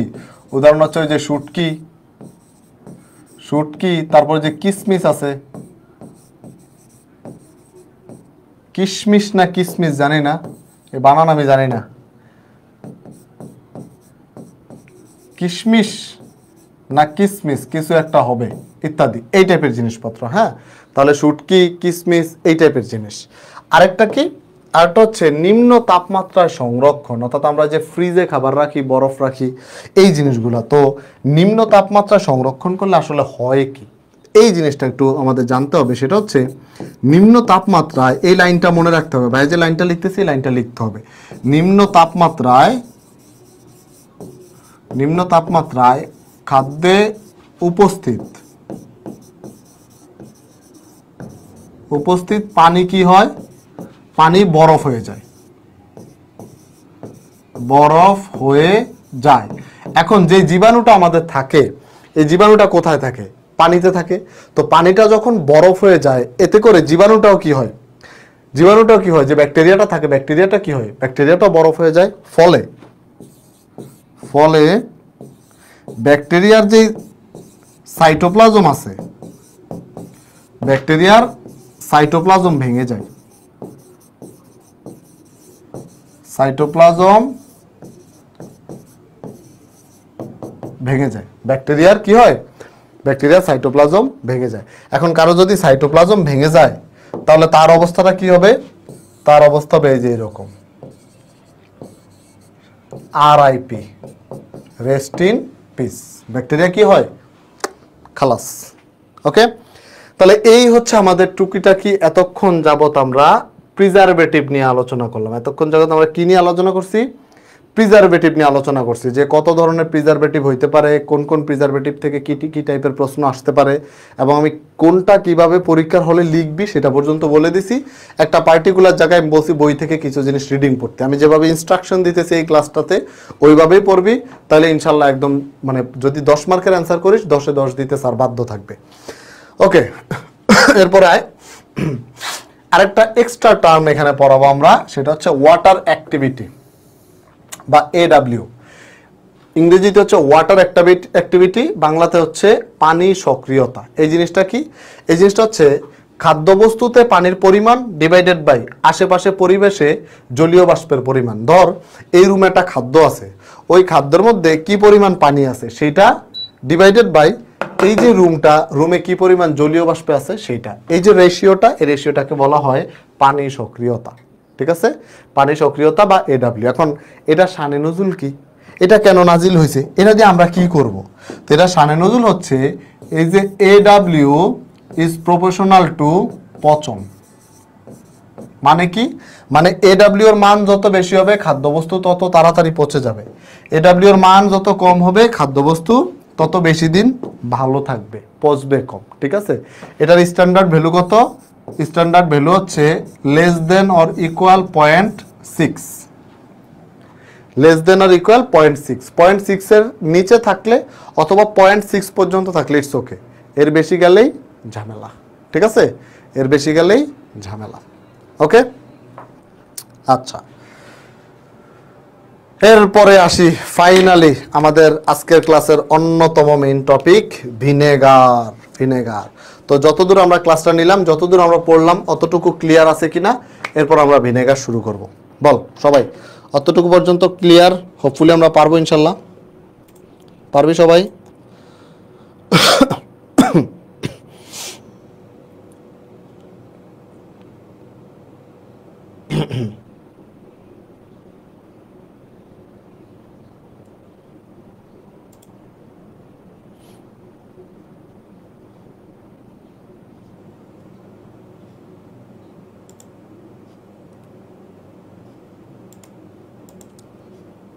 ক্লিয়ার? ওকে,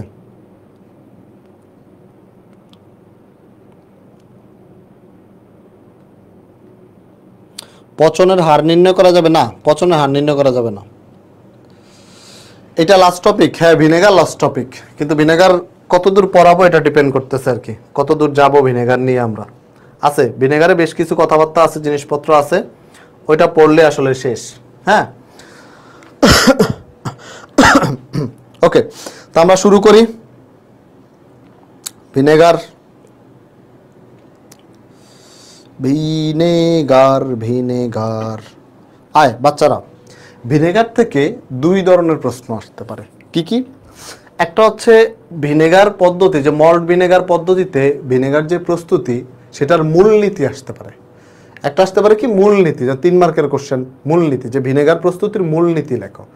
আরেকটা আসতে পারে যে ভিনেগার, মল্ট ভিনেগার পদ্ধতিতে ভিনেগার প্রস্তুতি ব্যাখ্যা করো, 4 মার্কের কোশ্চেন। সবাই ভালো করে মাথায় রাখ। একটা আসতে পারে 3 মার্কের কোশ্চেন, যে মল্ট ভিনেগার পদ্ধতিতে ভিনেগার প্রস্তুতির মূলনীতি লেখো, শুধু মূলনীতি। তখন শিখবো আমরা একভাবে। আর যদি বলে যে মল্ট ভিনেগার পদ্ধতিতে ভিনেগার প্রস্তুতি বর্ণনা করো, ভিনেগার প্রস্তুতি বর্ণনা করো, তখন আমরা ধাপে ধাপে ধাপে ধাপে বর্ণনা করব। তো একটা 3 মার্কের কোশ্চেন, একটা 4 মার্কের কোশ্চেন। আমরা দুইটা একই জিনিস, এমন না যে ভাই দুইটা আলাদা জিনিস শিখবো, না, টুকিটাকি টুকিটাকি পার্থক্য, বাট মেইন জিনিস সেম, ঠিক আছে? তো আমরা একটা একটা করে স্টার্ট করি। শুরুতে যদি মূলনীতি আসে, কি আসে? যদি মূলনীতি আসে তাহলে আমরা কি করব? একটা পাত্র নিব, ঠিক আছে? পাত্র নিব। ওই পাত্রের মধ্যে কি নিব? ওই পাত্রের মধ্যে নিব হচ্ছে আখ বা খেজুরের রস। আখ বা কি? বা খেজুরের রস, খেজুরের রস, আখ বা খেজুরের রস, ঠিক আছে? নিলাম। নিয়ে এর মধ্যে আমরা যুক্ত করব ইস্ট আর মল্ট। এটা কি মল্ট ভিনেগার প্রস্তুতি? তাহলে এর মধ্যে আমরা যুক্ত করব হচ্ছে মল্ট, সাথে হচ্ছে ইস্ট। ইস্ট, তাহলে কি যুক্ত করব? ইস্ট আর মল্ট যুক্ত করব। কোথায়? আখ বা খেজুরের রসের মধ্যে। এখন আখ বা খেজুরের রস কেন নিলাম? কারণ এই আখের রস বা খেজুরের রস এটা চিনির খুব ভালো উৎস। মোটামুটি এখানে মোটামুটি 16 থেকে 20% হচ্ছে চিনি থাকে। 16 থেকে 20% চিনি থাকে। এখন চিনির সংকেত কি ভাইয়া? চিনির সংকেত কি? চিনির সংকেত হচ্ছে C12H22, C12H22O11, এই যে এটা, ঠিক আছে? তাহলে আসো, এখন আমরা এই যেই যৌগটা নিয়ে কাজ করা শুরু করলাম, হ্যাঁ, যে যৌগটা নিয়ে, যে দ্রবণটা নিয়ে আমরা কাজ করা শুরু করলাম, এই আখের রস বা খেজুরের রস, সেখানে আসলে মূলত কি আছে? সেখানে চিনি আছে। সেখানে কি আছে? চিনি আছে। তো এখন আমরা আখ নিলাম, খেজুরের রস নিলাম, নিয়ে তার মধ্যে আমরা মল্ট আর ইস্ট যোগ করলাম। এবার খেলা শুরু। এইখানে এখন কি কি হবে সেটাই দেখার বিষয়। এখানে কি কি হবে? তো শুরুতেই ইনভার্টেজ এনজাইমের উপস্থিতিতে, ইনভার্টেজ এনজাইমের উপস্থিতিতে পানি সহ। এটা কি? আখ বা খেজুরের রস একটা দ্রবণ, দ্রবণে কি থাকে? পানি থাকবে এবং 37 ডিগ্রি সেলসিয়াস তাপমাত্রায় এই যে চিনিটা, এই চিনিটা ভাঙে। এই চিনিটা কি হয়? চিনিটা ভাঙে। ভেঙে কি উৎপন্ন হয় ভাইয়া? দেখ, ভেঙে উৎপন্ন হয় C6H12O6 প্লাস C6H12O6। এটা কি তৈরি হলো? এটা তৈরি হলো ইনভার্টেড চিনি। এটা কি তৈরি হয়েছে? ইনভার্টেড চিনি। এই যে এটার নাম কি? এটার নাম হচ্ছে গ্লুকোজ। এটার নাম কি? এটা হচ্ছে ফ্রুক্টোজ। তাহলে গ্লুকোজ আর ফ্রুক্টোজ, এই যে মিক্সচারটা, গ্লুকোজ আর ফ্রুক্টোজের যে মিক্সচারটা, এটাকে কি বলা হয়? এটাকে বলা হয় ইনভার্টেড চিনি। ইনভার্টেড চিনি, এটাকে বলা হয় ইনভার্টেড চিনি। ঠিক আছে, হইল আমাদের ইনভার্টেড চিনি। এবার এই যে ইনভার্টেড চিনিটা, এটা এবার জাইমেজ এনজাইমের উপস্থিতিতে ভাঙবে। কার উপস্থিতিতে? জাইমেজ এনজাইমের উপস্থিতিতে। জাইমেজ এনজাইম 20 থেকে 25 ডিগ্রি সেলসিয়াস তাপমাত্রায় ভাঙবে। ভেঙে কি তৈরি হবে? ভেঙে তৈরি হবে অ্যালকোহল, CH3CH2OH, অ্যালকোহল। ঠিক আছে, এই অ্যালকোহলটা কত পার্সেন্ট অ্যালকোহল হয় এখানে? এখানে হয় 10% অ্যালকোহল হবে। 10% অ্যালকোহল তৈরি হয়। ঠিক আছে, কার উপস্থিতিতে? জাইমেজের উপস্থিতিতে। জাইমেজের উপস্থিতি। এইবার আমরা আমাদের মেইন টার্গেটকে আমরা এখানে কি বানাবো? আমরা বানাবো অ্যাসিটিক অ্যাসিড বা ভিনেগার। তো অ্যালকোহলকে কি করলে অ্যাসিটিক অ্যাসিড পাওয়া যায়? অ্যালকোহলকে কি করলে অ্যাসিড পাওয়া যায়? গত ক্লাসে আমরা পড়ছি না, অ্যালকোহলকে জারণ করলে অ্যাসিড পাওয়া যায়। তো জারণ করব কি দিয়ে? অ্যাসিড, অক্সিজেন দিয়ে। তো এই যে এরপরে এখানে অ্যাসিটোব্যাক্টর নামে একটা এনজাইমের উপস্থিতিতে,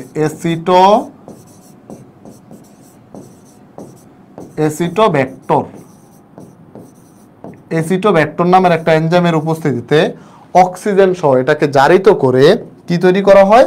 তৈরি করা হয় অ্যাসিটিক অ্যাসিড, CH3COOH। কত পার্সেন্ট? 6 থেকে 10%। এটা কি? এটাই হচ্ছে আমাদের ভিনেগার। এটা কি? এটা হচ্ছে ভিনেগার। ঠিক আছে, তাহলে এই হচ্ছে আমাদের ভিনেগার তৈরি হয়ে গেল। ভিনেগার তৈরি হয়ে গেল। তো আমাদেরকে যদি মূলনীতি লিখতে বলা হয়, তাহলে আমরা ধাপে ধাপে না লিখে ভাইয়া যেভাবে লিখছি এভাবে এক পেজের মধ্যে লিখে দেব। কি লিখবো? যে ডিয়ার স্যার, প্রিয় স্যার, মূলনীতি একটু বাংলা কথা লিখবো, যে এখানে যা দেখতেছিস তাই বাংলায় লিখে দিবি। কি লিখবি? যে আখ বা খেজুরের রস, একটা পাত্রে আখ বা খেজুরের রস নিয়ে মল্ট ইস্ট যোগ করলাম, করলে মল্টার ইস্ট যোগ করলে ইনভার্টেজ এনজাইমের উপস্থিতিতে সেটা ভেঙে ইনভার্টেড চিনি হয়। সেই চিনি আবার জাইমেজের উপস্থিতিতে ভেঙে অ্যালকোহল হয়। সেই অ্যালকোহল আবার অ্যাসিটোব্যাক্টরের উপস্থিতিতে অক্সিজেন দ্বারা জারিত হয়ে অ্যাসিটিক অ্যাসিড তৈরি করে 6 থেকে 10%, যেটা হচ্ছে আমাদের ভিনেগার। শেষ সাথে বিক্রিয়াটা দিয়ে দিবি, শেষ। আর কিচ্ছু না। মূলনীতি চাইলে আর কিচ্ছু লেখার দরকার নাই। ঠিক আছে, আচ্ছা এখন আসো, এই যে ইনভার্টেজ, এই যে জাইমেজ, ওই যে অ্যাসিটোব্যাক্টর, এগুলা কি তোমার আর আমার দাদা দিয়ে গেছে? এগুলা দিছে কি? আমার নানা দিছে? কে দিছে এগুলা? এইগুলা হচ্ছে এই যে শুরুতে আমরা ইস্ট আর মল্ট যোগ করলাম না? হ্যাঁ, কি যোগ করছি? মল্ট আর ইস্ট যোগ করছি না? এই যে ইস্ট থেকে আসে হচ্ছে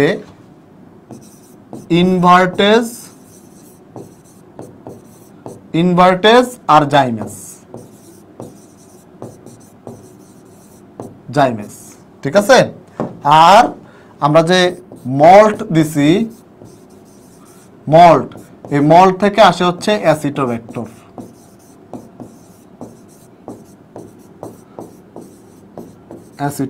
তার মানে হুদাই যে এদেরকে যোগ করছি এরকম কিছু না, এদেরকে যোগ করার পিছনেও শানে নজুল ছিল।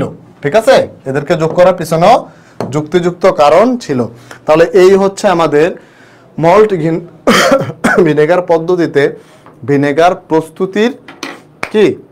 ভিনেগার প্রস্তুতির মূলনীতি। তো এইভাবে যদি লিখে দিয়ে আসতে পারিস, কোন স্যার নাম্বার দিবেন না তুই আমারে বল? খুশিতেই নাম্বার দেবে। দেখ দেখতে কত সুন্দর লাগতেছে, খুশিতেই নাম্বার দেবে। তুই দেখিস আজকে আয়নায় দেখিস তো চেহারাটা দেখিস আর এই বোর্ডের প্রেজেন্টেশনটা দেখিস যে এটা সুন্দর লাগবে বেশি। তো এত সুন্দর একটা জিনিস নাম্বার দিবে না কেন? ডেফিনেটলি দিবে। ঠিক আছে, তো এতটুকু আমরা বুঝছি, সবাই ক্লিয়ার হয়েছি। এরপরে যেগুলো আছে এগুলাই ঘুরে ফিরে লিখবো, সহজ জিনিস এগুলাই ঘুরে ফিরে লিখবো। দেখিস সহজ, এটা বুঝলেই শেষ। হোপফুলি আমরা সবাই বুঝতে পারছি, তাই না? এর মধ্যে তোর অনেকেই আমার ইউটিউবের ক্লাস করে এগুলো আগে থেকেই পারস। বল বুঝছি সবাই?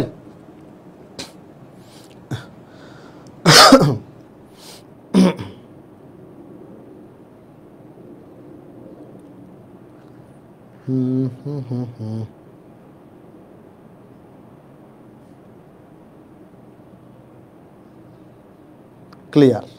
ওকে ওকে, ঠিক আছে। ক্লিয়ার হইলে আমরা যাই পরেরটাতে। এই যে এইবার হচ্ছে মল্ট ভিনেগার পদ্ধতিতে ভিনেগার প্রস্তুতি। আমরা প্রথমে কি পড়ছি? মূলনীতি পড়ছি। এবার যদি আমাদেরকে বলে যে বর্ণনা করো, এবার যদি কি বলে, এবার যদি বলে যে বর্ণনা করো, তখন আমরা কিভাবে বর্ণনা করব? তখন আমরা কিভাবে বর্ণনা করব? ওই বর্ণনাটা এখন আমরা দেখব। বর্ণনা কিভাবে বর্ণনা করব, ঠিক আছে? ওকে, চল বর্ণনাটা একটু দেখি। প্রথমেই আসো একক করে। কোনো জিনিস যদি তুই কোনো একটা প্রসেস, এই জিনিসটা কি ইন্ডাস্ট্রিয়াল প্রসেস না? মল ভিনেগার কি তোর বাসায় বানাবি? অ্যাসিডিক অ্যাসিড তোর বাসায় বানাবি? তোর বাসায় যদি তুই বানাস, তুই তো এতটুক বানায় আর বানাবি না, কারণ এটা কি অ্যাসিডিক, এটা কি কি বলে এটাকে, অ্যালকোহল, ইথানল। ইথানল কি মদ, 10%, বাস তোর হয়ে গেছে। তুই তো এর বেশি তুই অ্যাসিটোব্যাক্টর উৎপন্ন করবি না, বানাবিও না তোর বাসায় বানাইলে। কিন্তু এটা আমরা বানাইতেছি কি? আমরা বানাইতেছি অ্যাসিডিক অ্যাসিড, যেটা মদ না। ওটা খাইলে তুই মোটামুটি সিস্টেম হয়ে যাবি, ঠিক আছে? অ্যাসিডিক অ্যাসিড এরকম মদ যেমন খায়, এমনি অ্যাসিডিক অ্যাসিড খাইলেই, এটা খাওয়ার পর তার ফিলিংস কি সেটা শুনতে আমাদের পরকালে যাওয়া লাগবে। তো যাই হোক, তো এটা আসলে কোথায় বানানো হয়? বানানো হয় ইন্ডাস্ট্রিতে। তাহলে এটা কি? এটা হচ্ছে ইন্ডাস্ট্রিয়াল প্রসেস। তো একটা ইন্ডাস্ট্রিয়াল প্রসেস ব্যাখ্যা করার সময় তোর কিছু ধাপ করতে হয়, ফলো করতে হয়। যে প্রথম ধাপ, দ্বিতীয় ধাপ, তৃতীয় ধাপ, এখানে কি হবে, ওখানে কি হবে, এবং তোর এখানে কি কি জিনিসপত্র লাগবে, ওই জিনিসগুলা, ঠিক আছে? ওই জিনিসগুলা। তাই প্রথমেই আসি প্রয়োজনীয় উপকরণ, যেখানে কি কি লাগবে। কি কি উপকরণ? একটা হচ্ছে মল্ট, ইস্ট, এগুলা। তারপরে খেজুর, আখের রস, এইটা। তারপরে এখানে দেখ, এটা very very important, ammonium sulphate আর হচ্ছে অ্যামোনিয়াম ফসফেট। এই দুইটা জিনিস, অ্যামোনিয়াম সালফেট আর হচ্ছে অ্যামোনিয়াম ফসফেট। এদের কারণ কি? এদেরকে যোগ করার কারণ কি? এদের যোগ করা শানে নজুল কি? এরা হচ্ছে ইস্টের বৃদ্ধিতে সহায়তা করে। কিসের? ইস্টের বৃদ্ধিতে সাহায্য করে। ইস্টের বৃদ্ধিতে সাহায্য করে, ঠিক আছে? এখন আয় খেয়াল কর, এই মনে কর এখানে তুই আসলে কি কি লিখবি। ধর এইখানে যে ইস্টের মানে এই মল্ট ভিনেগার পদ্ধতিতে এটা করতে গেলে দেখা গেছে একটা বালতি লাগতে পারে। তুই কি লিখবি? বালতি, হ্যান্ড গ্লাভস, চশমা, এটা মেতা, ল্যাবরেটরিতে অনেক কিছু ব্যবহার করো, সব লিখবি না? সব না, মোস্ট ইম্পর্টেন্ট জিনিস, যেমন মল্ট, ইস্ট, এটা ছাড়া হবেই না। খেজুর, আখের রস, যে কোনো একটা, এটা ছাড়া হবেই না। অ্যামোনিয়াম সালফেট, অ্যামোনিয়াম ফসফেট, এগুলো ছাড়া হবেই না। একদম বেসিক জিনিসগুলো, এর বাইরে আর কিছু লেখার দরকার নাই, ঠিক আছে? আয় প্রথমটা। প্রথম ধাপ কি? প্রথম ধাপ হচ্ছে অ্যালকোহল উৎপাদন করা। আমরা প্রথম ধাপে কি শিখছিলাম? এই যে দেখ, প্রথম ধাপে আমরা অ্যালকোহল পর্যন্ত শিখছিলাম। তো আয় এই প্রথম ধাপে আমরা অ্যালকোহল উৎপন্ন করব। তো অ্যালকোহল উৎপন্ন করার জন্য কি করবি? আমরা আগের বার যা করছি তাই কি করছস? মনে কর আখ বা খেজুরের রস যে কোনো একটা নিছস, কোনটা নিবি বল? ধর আমরা আখের রস নিলাম। তুই যদি এখানে খেজুরের রস লিখস 100% কারেক্ট, কোনো সমস্যা নেই। আখের রস বা খেজুরের রস নিলাম, নিয়ে কি করব? নিয়ে হচ্ছে আমরা হিট দিব। কি দিব? হিট। এই হিট দেওয়া শানে নজুল কি? হিট দিলে কি হবে? হিট দিলে হচ্ছে জীবাণু মারা যাবে। এখানে যে জীবাণুটা আছে, জীবাণু মারা যাবে। ফাইন, তাহলে তুই কি করলি? জীবাণুটাকে মেরে ফেললি। মারার পরে এবার তুই কি যোগ করবি? এবার যোগ করবি হচ্ছে ইস্ট আর মল্ট। ইস্ট আর মল্ট, ঠিক আছে? অর্থাৎ যে জিনিসটা আমরা করে আসছি, যে জিনিসটা একটু আগে আমরা করে আসছি, এইবার এখানে আমরা দুইটা স্পেশাল জিনিস যোগ করব। সেটা কি? সেটা হচ্ছে যে এখানে এবার যোগ করব কি, এখানে যোগ করব অ্যামোনিয়াম সালফেট আর হচ্ছে অ্যামোনিয়াম ফসফেট। অ্যামোনিয়াম সালফেট আর হচ্ছে অ্যামোনিয়াম ফসফেট।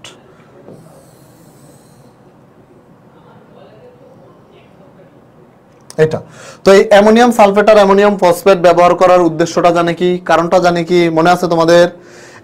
এটা ব্যবহার করার কারণ হচ্ছে যাতে করে আমাদের কি হয়, এই ইস্টের বৃদ্ধিতে সহায়তা হয়। তো এরপরে এবার তো নিশ্চয়ই তোরা জানো যে এখানে কি বিক্রিয়া হবে, এবার তো জানিস যেখানে কি বিক্রিয়া হবে। তো বিক্রিয়াগুলো আমরা লিখে ফেলি। কি বিক্রিয়া হবে ভাইয়া? দেখ খেয়াল কর, এখানে যে এই বিক্রিয়া হবে, শুরুতে কি হবে, আমাদের এই যে চিনিটা, আখের রসটা, এখানে কি আছে? চিনি আছে, C12 H22O11 চিনি আছে। এটার সাথে কি? পানি আছে, তাই না? পানি H2O, যেহেতু আখের রস দ্রবণ আছে, পানি আছে। তো এরা কি করবে?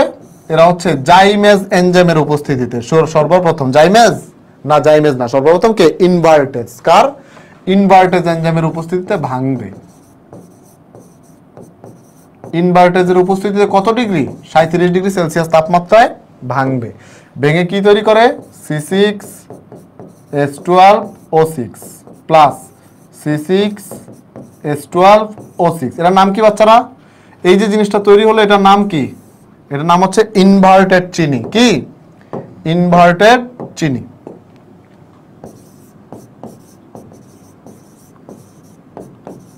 ইনভার্টেড চিনি। আমি কিন্তু একই জিনিস লিখতেছি, তাই না? এই জিনিসটাই কিন্তু আমরা মূলনীতিতে শিখে আসছি। দেখ এই যে এটা তৈরি হয়, এটাকে বলে ইনভার্টেড চিনি। তারপর আবার জাইমেজ আসবে, আইসা অ্যালকোহল হবে, সেম জিনিস। তাহলে সেম জিনিস কেন পড়াইতেছি? দুইটা কোশ্চেনের প্যাটার্ন আলাদা, দুইটা কোশ্চেন কিভাবে দুইভাবে লিখতে হয় সেটা শিখাইতেছি। অর্থাৎ পরীক্ষার হলে যেন তোর আর কনফিউশন না হয়, ভাইয়া তোরা এখান থেকে শিখাই দিতেছি। ঠিক আছে? তাহলে ইনভার্টেড চিনি হইলো। ইনভার্টেড চিনি হওয়ার পরে এটাকে আমরা এখন কি করব? এটাকে হচ্ছে আমরা জাইমেজ এনজাইমের উপস্থিতিতে, এই যে এটা জাইমেজ এনজাইমের উপস্থিতিতে ভাঙবো। কয়টা আছে এখানে? C6 দুইটা, 2C6H12O6। এটা ভাঙে কার উপস্থিতিতে? ভাঙে জাইমেজের উপস্থিতিতে। জাইমেজের উপস্থিতিতে কত ডিগ্রি? 20 থেকে 25 ডিগ্রি সেলসিয়াস তাপমাত্রায় কি উৎপন্ন হয়? উৎপন্ন হয় অ্যালকোহল। CH3CH2OH alcohol. 4 অণু অ্যালকোহল, সাথে উৎপন্ন হয় 4 অণু কার্বন ডাইঅক্সাইড। এই কার্বন ডাইঅক্সাইডটা উড়ে চলে যায়, কার্বন ডাইঅক্সাইডটা উড়ে চলে যায়। ঠিক আছে? উড়ে চলে যায়, কার্বন ডাইঅক্সাইড উড়ে চলে যায়। তাহলে আমাদের হয়ে গেল কি? আমাদের হয়ে গেল অ্যালকোহল। এই যে অ্যালকোহলটা, এটা কত পার্সেন্ট যেন? এই অ্যালকোহলটা হচ্ছে 10%। 10%, অ্যালকোহলটা 10%। অর্থাৎ একই জিনিস দুইবার শিখলাম। এবার আয়, প্রথম ধাপে আমরা অ্যালকোহল তৈরি করছি। দ্বিতীয় ধাপ হচ্ছে অ্যাসিটোব্যাক্টর রূপান্তর। আচ্ছা ভাইয়া, এবার আয়, তুই কিভাবে রিলেট করবি যে দ্বিতীয় ধাপে আসলে কি হয়েছিল? তুই মূলনীতিটা দেখ, মূলনীতিতে এই অ্যালকোহলের পরে দ্বিতীয় ধাপে কি হয়েছিল? অ্যাসিড হয়েছিল, কিন্তু কার সাহায্যে? অ্যাসিটোব্যাক্টরের সাহায্যে। তাহলে আমাদের কি করতে হবে? আগে অ্যাসিটোব্যাক্টরটা বানায় নিয়ে আসতে হবে। তো এখানে দ্বিতীয় ধাপে ওইটাই আমরা লিখছি যে দ্বিতীয় ধাপে অ্যাসিটোব্যাক্টরের রূপান্তর। দ্বিতীয় ধাপে কি? অ্যাসিটোব্যাক্টরে রূপান্তর। এখন আয়, অ্যাসিটোব্যাক্টরে তুই কিভাবে রূপান্তর করবি? দেখ, তোর এখানে কি আছে? তোর এখানে আছে হচ্ছে অ্যালকোহল, CH3CH2OH অ্যালকোহল আছে। আমরা আগের পেজে অ্যালকোহল লিখছিলাম তো, হ্যাঁ অ্যালকোহল আছে। এই অ্যালকোহলটা কত পার্সেন্ট আছে? 10% অ্যালকোহল আছে। ঠিক আছে? এবার তুই কি করবি? এবার এখান থেকে এই 10% অ্যালকোহল থেকে তুই 300 ml নিবি। কত ml? মোটামুটি 300 ml মতো, যে -300 ml নিয়ে কি করবি? নিয়ে পাত্রটার মতো একটা মাটির খোলা পাত্রের মধ্যে রাখবি। কোথায় রাখবি? একটা মাটির খোলা পাত্রের মধ্যে রাখবি। রাখলে কি হয়? রাখলে এই যে এরকম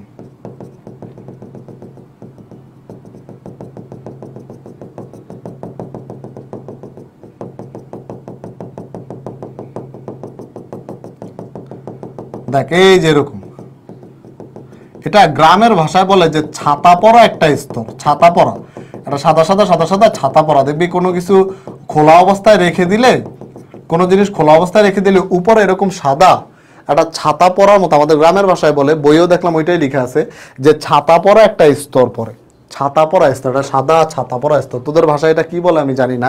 তো এখানে কি হবে, এখানে একটা ছাতা পড়া স্তর পড়বে, একটা ছাতা পড়া স্তর।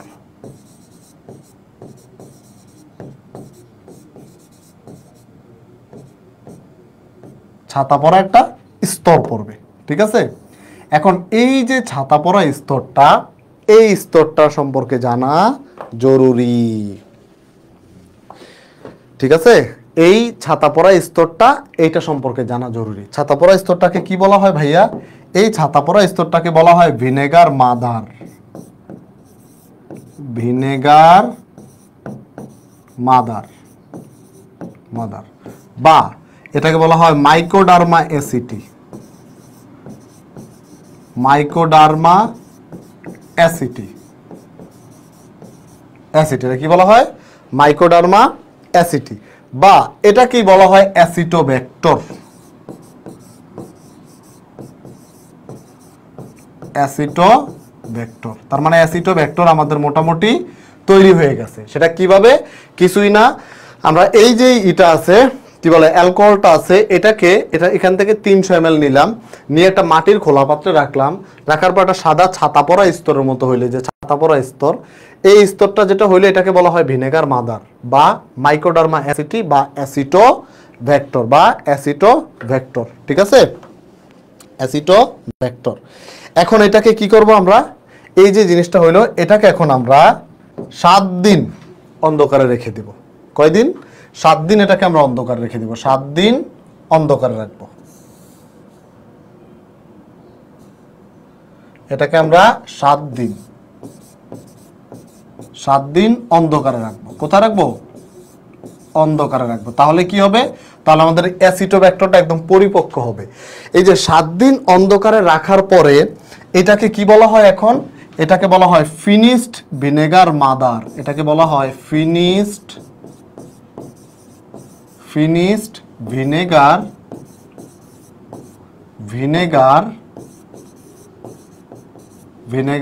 মাদার,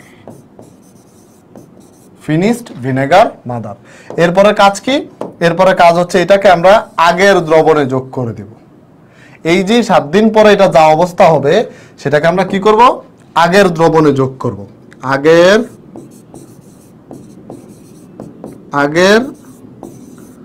দ্রবণে যোগ করব, ঠিক আছে, আগের দ্রবণে যোগ করব। এখন দেখ এই যে কথাগুলো, এই কথাগুলো মুখস্থ লিখলে কি হবে? এরকম 3 লাইন হবে, কিন্তু আমি যেভাবে লিখছি এভাবে হয়তো 3 লাইন হবে না। তোর খাতাটার একটা সৌন্দর্য দেখ, জিনিসটা দেখ, দেখতে কিরকম দেখা যায়। তো একটা জিনিস আসলে আমরা যেটা ভাবি যে বাংলা কথাবার্তা লিখলে নাম্বার কম, মেকানিজম লিখলে নাম্বার বেশি, ব্যাপারটা এটা না। ব্যাপারটা হচ্ছে অল অ্যাবাউট প্রেজেন্টেশন, তুই কিভাবে উপস্থাপন করলি। দেখে যে এইভাবে দেখলে চোখের শান্তি, নাম্বার দিবে না কেন? সো এই ধারণাটা থেকে তোরা সরে আয় যে কর্মমুখী রসায়ন লিখলে নাম্বার কম পাওয়া যায়। হুদা একদম ভুয়া কথা এগুলো, হচ্ছে মানে তোরে শুনাইতেছে। কারণ স্যারের কেউ জৈব যোগের সাথে স্যারের পীড়িত আছে আলাদা, ওই গুণগত রসায়নের সাথে স্যারের বা ম্যাডামের প্রেম আছে যে ওইটা লিখলে নাম্বার দিবে, এটা দিবে না। সবই তো পড়াশোনা, সবই স্টাডি। তুই লিখলেই নাম্বার, তোর প্রপার ওয়েতে সুন্দরভাবে প্রেজেন্ট করতে হবে, তাইলেই হবে। এ ভাই যেভাবে লিখছি এভাবে লিখ, দেখ নাম্বার না দিয়ে যাবে কই, ঠিক আছে। তাহলে এখন কি হলো? এখন এই যে 300 ml আমরা আনছি, এই 300 ml কে আমরা আবার কি করব? আগের জায়গায় যোগ করে দিব, আগের জায়গায় যোগ করে দিব। তো যোগ করার পর এবার কি হবে? এবার যে বিক্রিয়াটা, সেই বিক্রিয়াটা তো আমরা জানি কোন বিক্রিয়া হবে। কোন বিক্রিয়া হবে বল? এই যে এটা আমাদের অ্যালকোহল CH3 CH2OH, এই যে অ্যালকোহলটা কি হবে? অ্যাসিটোব্যাক্টরের উপস্থিতিতে। কার উপস্থিতিতে? অ্যাসিটোব্যাক্টর।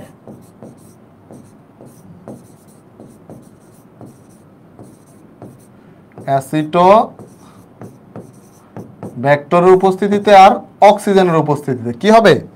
জারণ হবে। জারণ হয়ে কি উৎপন্ন হবে? জারণ হয়ে উৎপন্ন হবে হচ্ছে আমার ভিনেগার, কি CH3 COOH CH3 COOH কত 6 থেকে 10%। এটার নাম কি? এটার নামই হচ্ছে আমার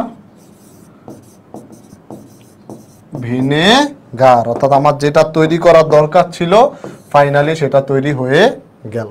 ঠিক আছে, তো এটা হচ্ছে কোন ধাপে? দ্বিতীয় ধাপে। এখন কোন একটা ওষুধ বানাবি, কোন একটা পার্টিকুলার জিনিস বানাবি, কিছু ধর যেটা তুই জনসম্মুখে ছড়ায় ছিটায় দিবি, এটাকে একটা ভিনেগারকে একটা প্রিজারভেটিভ, খাদ্য সংরক্ষণ, খাবার, এরকম সেন্সিটিভ জিনিস বানানোর আগে, বাজারে ছাড়ার আগে তোর একটা জিনিস করতে হয়, সেটা হচ্ছে এই জিনিসটা পিওর কিনা, বিশুদ্ধ কিনা, সেটা এনশিওর করতে হবে, নিশ্চিত করতে হবে। তো তুই এই যে ভিনেগারটা বানাইলি, এই ভিনেগারটা পিওর কিনা সেজন্য তোর কি করা লাগবে? সেজন্য হচ্ছে তোর পাস্তুরীকরণ করতে হবে। কি করতে হবে? পাস্তুরীকরণ।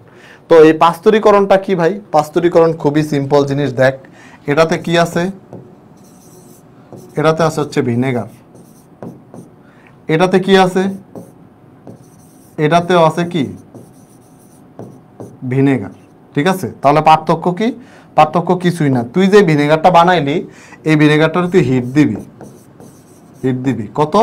মোটামুটি 75 থেকে 80 ডিগ্রি সেলসিয়াস তাপমাত্রায় হিট দিবি। হিট দিলে এই যে ভিনেগারটা, এই ভিনেগারটাতে কি ছিল?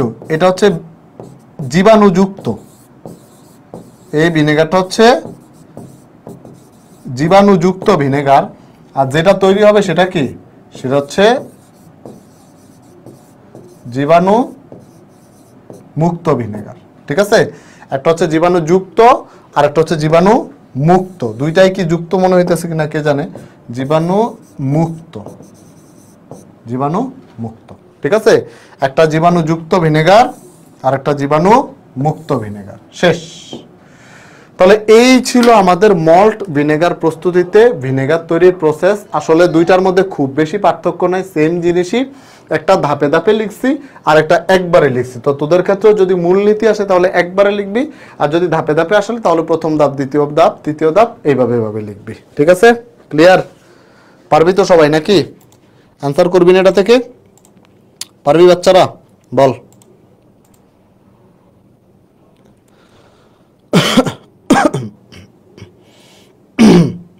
পারবি? ধরেন আমি 20 বানালাম, এখন এটা পিওর কিনা সেটা কাকে দিয়ে টেস্ট করাবো? নুরানি রুবা।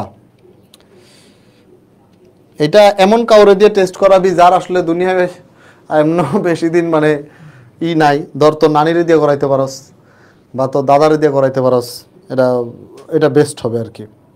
তাহলে আর খুব বেশি আফসোস করা লাগবে না। বা জীবনে যদি বেঁচে থাকার কোনো মোটিভেশন না পাস তাহলে তুই নিজেই টেস্ট করতে পারিস। তার আগে তুই 20 বানা, ক্লাসে 20 না সরায় আর নিজে 20 বানা, তাও তো কিছু একটা হবে, কাজের কাজ। ওকে, তাহলে যাই আমরা পরেরটাতে। আসলে অ্যান্সার করবো মাস্ট। সাবাস, ইনশাল্লাহ।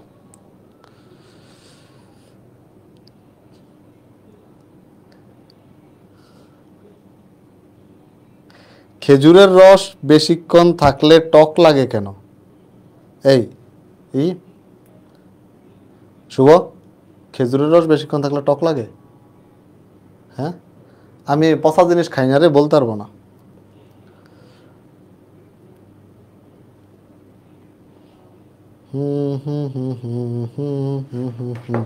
আচ্ছা, একজন বলছে দ্বিতীয় ধাপটা আরেকবার বুঝাইতে। দ্বিতীয় ধাপটা কিছুই না, তুই কি করবি? যেই অ্যালকোহলটা তৈরি হয়েছে সেখান থেকে তুই 300 ml নিবি, নিয়ে একটা খোলা মাটির পাত্রে রেখে দিবি। তোর কিছুই করা লাগবে না, খোলা মাটির পাত্রে রেখে দিছিস তুই। এটা অটোমেটিক্যালি একটা সাদা ছাতা পড়া স্তর তৈরি হবে। যেটা তৈরি হয়েছে এটার নামই কি? এটার নামই হচ্ছে অ্যাসিটোব্যাক্টর বা ভিনেগার মাদার বা মাইক্রোডার্মা অ্যাসিটি, যে কোনো এক নামে ডাকবি। আমি 3টা লিখছি, তো 3টা লেখা লাগবে না, তো যে কোনো একটা লিখবি, যে ভিনেগার মাদার বা মাইক্রোডার্মা অ্যাসিটি বা অ্যাসিটোব্যাক্টর, যে কোনো একটা। তো এটাকে এই অবস্থায় আমরা 7 দিন অন্ধকারে রেখে দিব। তো 7 দিন অন্ধকার রাখলে যেটা হয় সেটার নাম হচ্ছে ফিনিশড ভিনেগার মাদার। তো এই 7 দিন পরে এটা কি করবে? এটা আবার আগের জায়গায় নিয়ে যোগ করে দিব। এই যে এখানে নিয়ে যোগ করব, আগের দ্রবণে যোগ করব, তারপর সেখানে এই বিক্রিয়াটা হবে। তো এই বিক্রিয়া তো আগের বিক্রিয়া, এটা প্রথম স্লাইডে আমরা পড়ে আসছি, যে এটা অ্যাসিটোব্যাক্টর আর অক্সিজেনের উপস্থিতিতে অ্যাসিটিক অ্যাসিড তৈরি হয়। সিম্পল জিনিস। ঠিক আছে, ওকে, ঠিক আছে।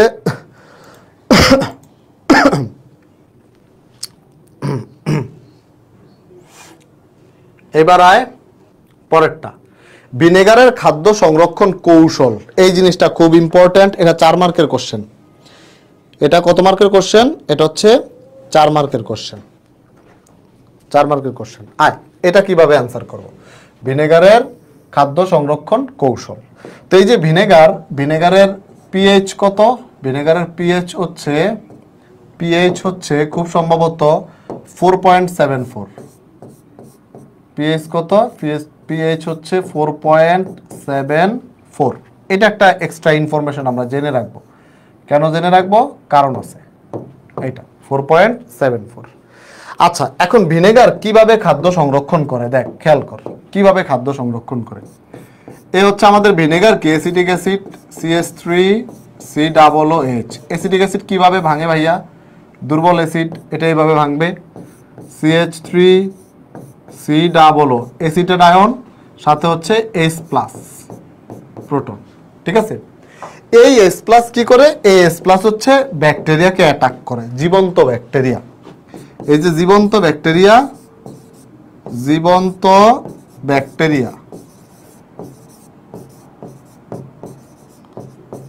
এই জীবন্ত ব্যাকটেরিয়াকে অ্যাটাক করে কে? অ্যাটাক করে হচ্ছে এই যে H+। তারপর সেখান থেকে কি উৎপন্ন হয়? উৎপন্ন হয় মরন্ত ব্যাকটেরিয়া।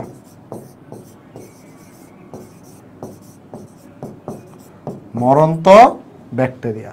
এই তোরা আবার মরন্ত লিখিস না, তোরা লিখিস মৃত ব্যাকটেরিয়া। ঠিক আছে, মৃত ব্যাকটেরিয়া। তাহলে ব্যাকটেরিয়ার কি অবস্থা হয় এখানে? ব্যাকটেরিয়ার অবস্থা হয় RIP, rest in peace. Bacteria RIP, rest in peace. এটা ঠিক আছে। তো এখন কথা হচ্ছে, এটা তো একটা 4 মার্কের কোশ্চেন। এই এটা কয় মার্কের কোশ্চেন? এটা হচ্ছে 4 মার্কের কোশ্চেন। এখন 4 মার্কের কোশ্চেনে কি 1 লাইন লিখবি?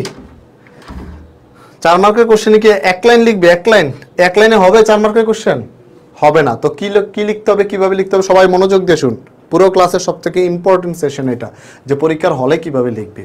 তোকে বলবে যে ভিনেগারে খাদ্য সংরক্ষণ কৌশল ব্যাখ্যা করো, 4 মার্ক। তুই বলবি ডিয়ার স্যার, প্রিয় স্যার, ভিনেগার একটি প্রিজারভেটিভ স্যার।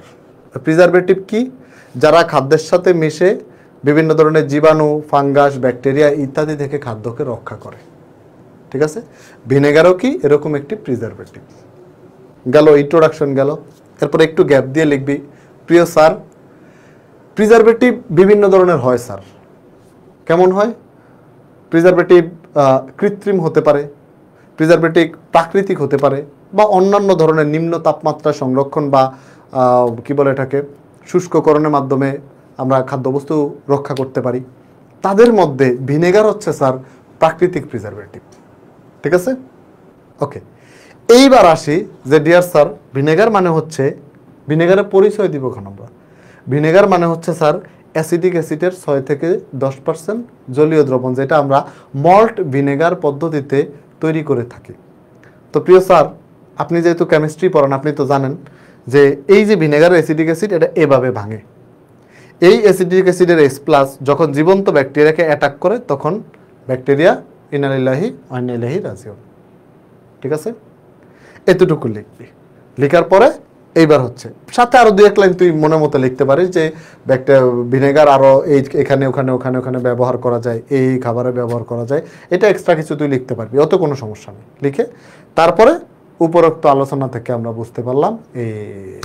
ঠিক আছে, তো এইভাবে সাজায়া সুন্দরভাবে পার্ট বাই পার্ট ব্যাখ্যা করলে 100% মার্কস আমরা পাবো ইনশাল্লাহ। ঠিক আছে, লিখতে পারবি? বল ফলোবাইন্স, লিখতে পারবি? আমাদের ক্লাস কিন্তু আর 5 মিনিট হবে, এরপর শেষ। লিখতে পারবি সবাই?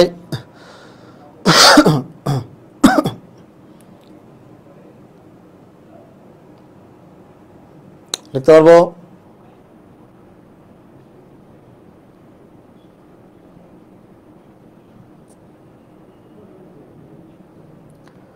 সাবির আলী, এসব বন্ডামি বাদ দে।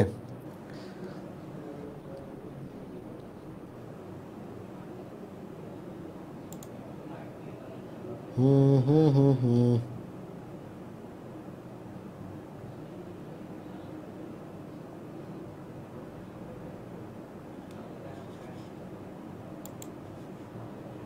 আমরা? পারবো ইনশাল্লাহ। ঠিক আছে, গুড গুড।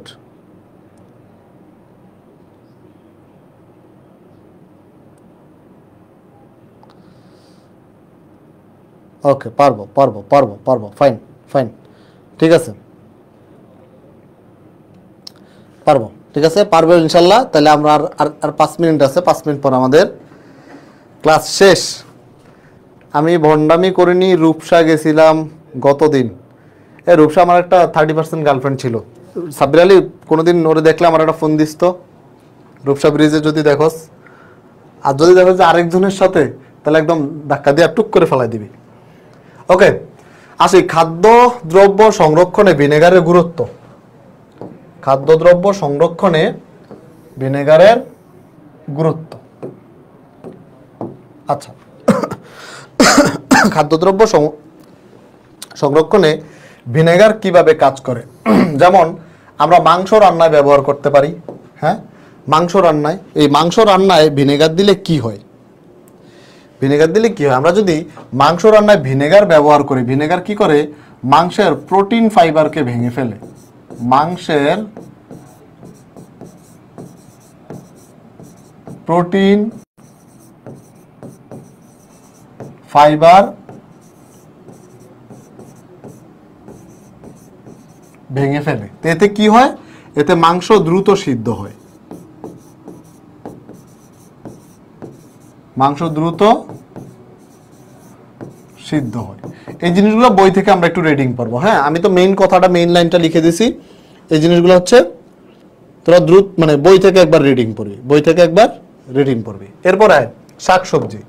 শাকসবজিতে ভিনেগার দেওয়া হয়। ভিনেগার দিয়ে যে কি কি যেন তোর হচ্ছে এখানে যে চাটনি বানায়, তারপরে রেসিমোস বানায়, হ্যাঁ, এই ইত্যাদি, এই টাইপের জিনিসগুলো, এগুলো একদম মুখস্থ করার জিনিস। বাট মুখস্থ না করে রিডিং পরে নিজের মতো করে লিখবি। হ্যাঁ, রিডিং পরে নিজের মতো করে লিখবি। তারপরে যে আচারের মধ্যে কি দেয়? ভিনেগার দেয়। ভিনেগার দিয়ে যে পিকলিং বলি আমরা এটাকে, আচার তৈরির যে প্রসেস, পিকলিং, এই যে জিনিসগুলো আছে, এই জিনিসগুলো কি করবো আমরা? বই থেকে একবার রিডিং পড়বো। কি পড়বো? রিডিং পড়বো, বই থেকে রিডিং পড়বো। ওকে, তাই যদি হয় বাচ্চারা, তোদের সাথে মোটামুটি আমাদের বিদায় ঘন্টা বেজে গেছে।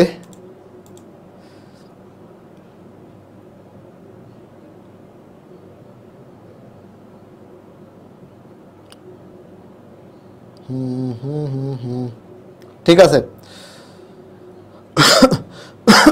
বিদায় অনুষ্ঠান করব কিনা, তোদের যদি মনে হয় যে আমরা স্পেশালি এসে আলাদাভাবে বিদায় দিতে হবে, তাহলে সেটা ভিন্ন হিসাব। কিন্তু বিদায় কেন দিব? তোদের সাথে কি আমাদের বিদায় হয়ে গেছে? তোরা কি অ্যাডমিশন টেস্ট দিবি না? অ্যাডমিশন টেস্টে কি আমাদের সাথে তোদের দেখা হবে না? নাকি অ্যাডমিশন টেস্টে আমাদের কাছে পড়বি না, আমরা পড়াইতে পারি না? ব্যাপারটা কীরকম? মাত্র তোরা ইন্টারমিডিয়েট দিচ্ছিস, তো তোদের ইন্টারমিডিয়েটের পরীক্ষা এমন না যে আমরা তো একবারে চলে যাচ্ছি।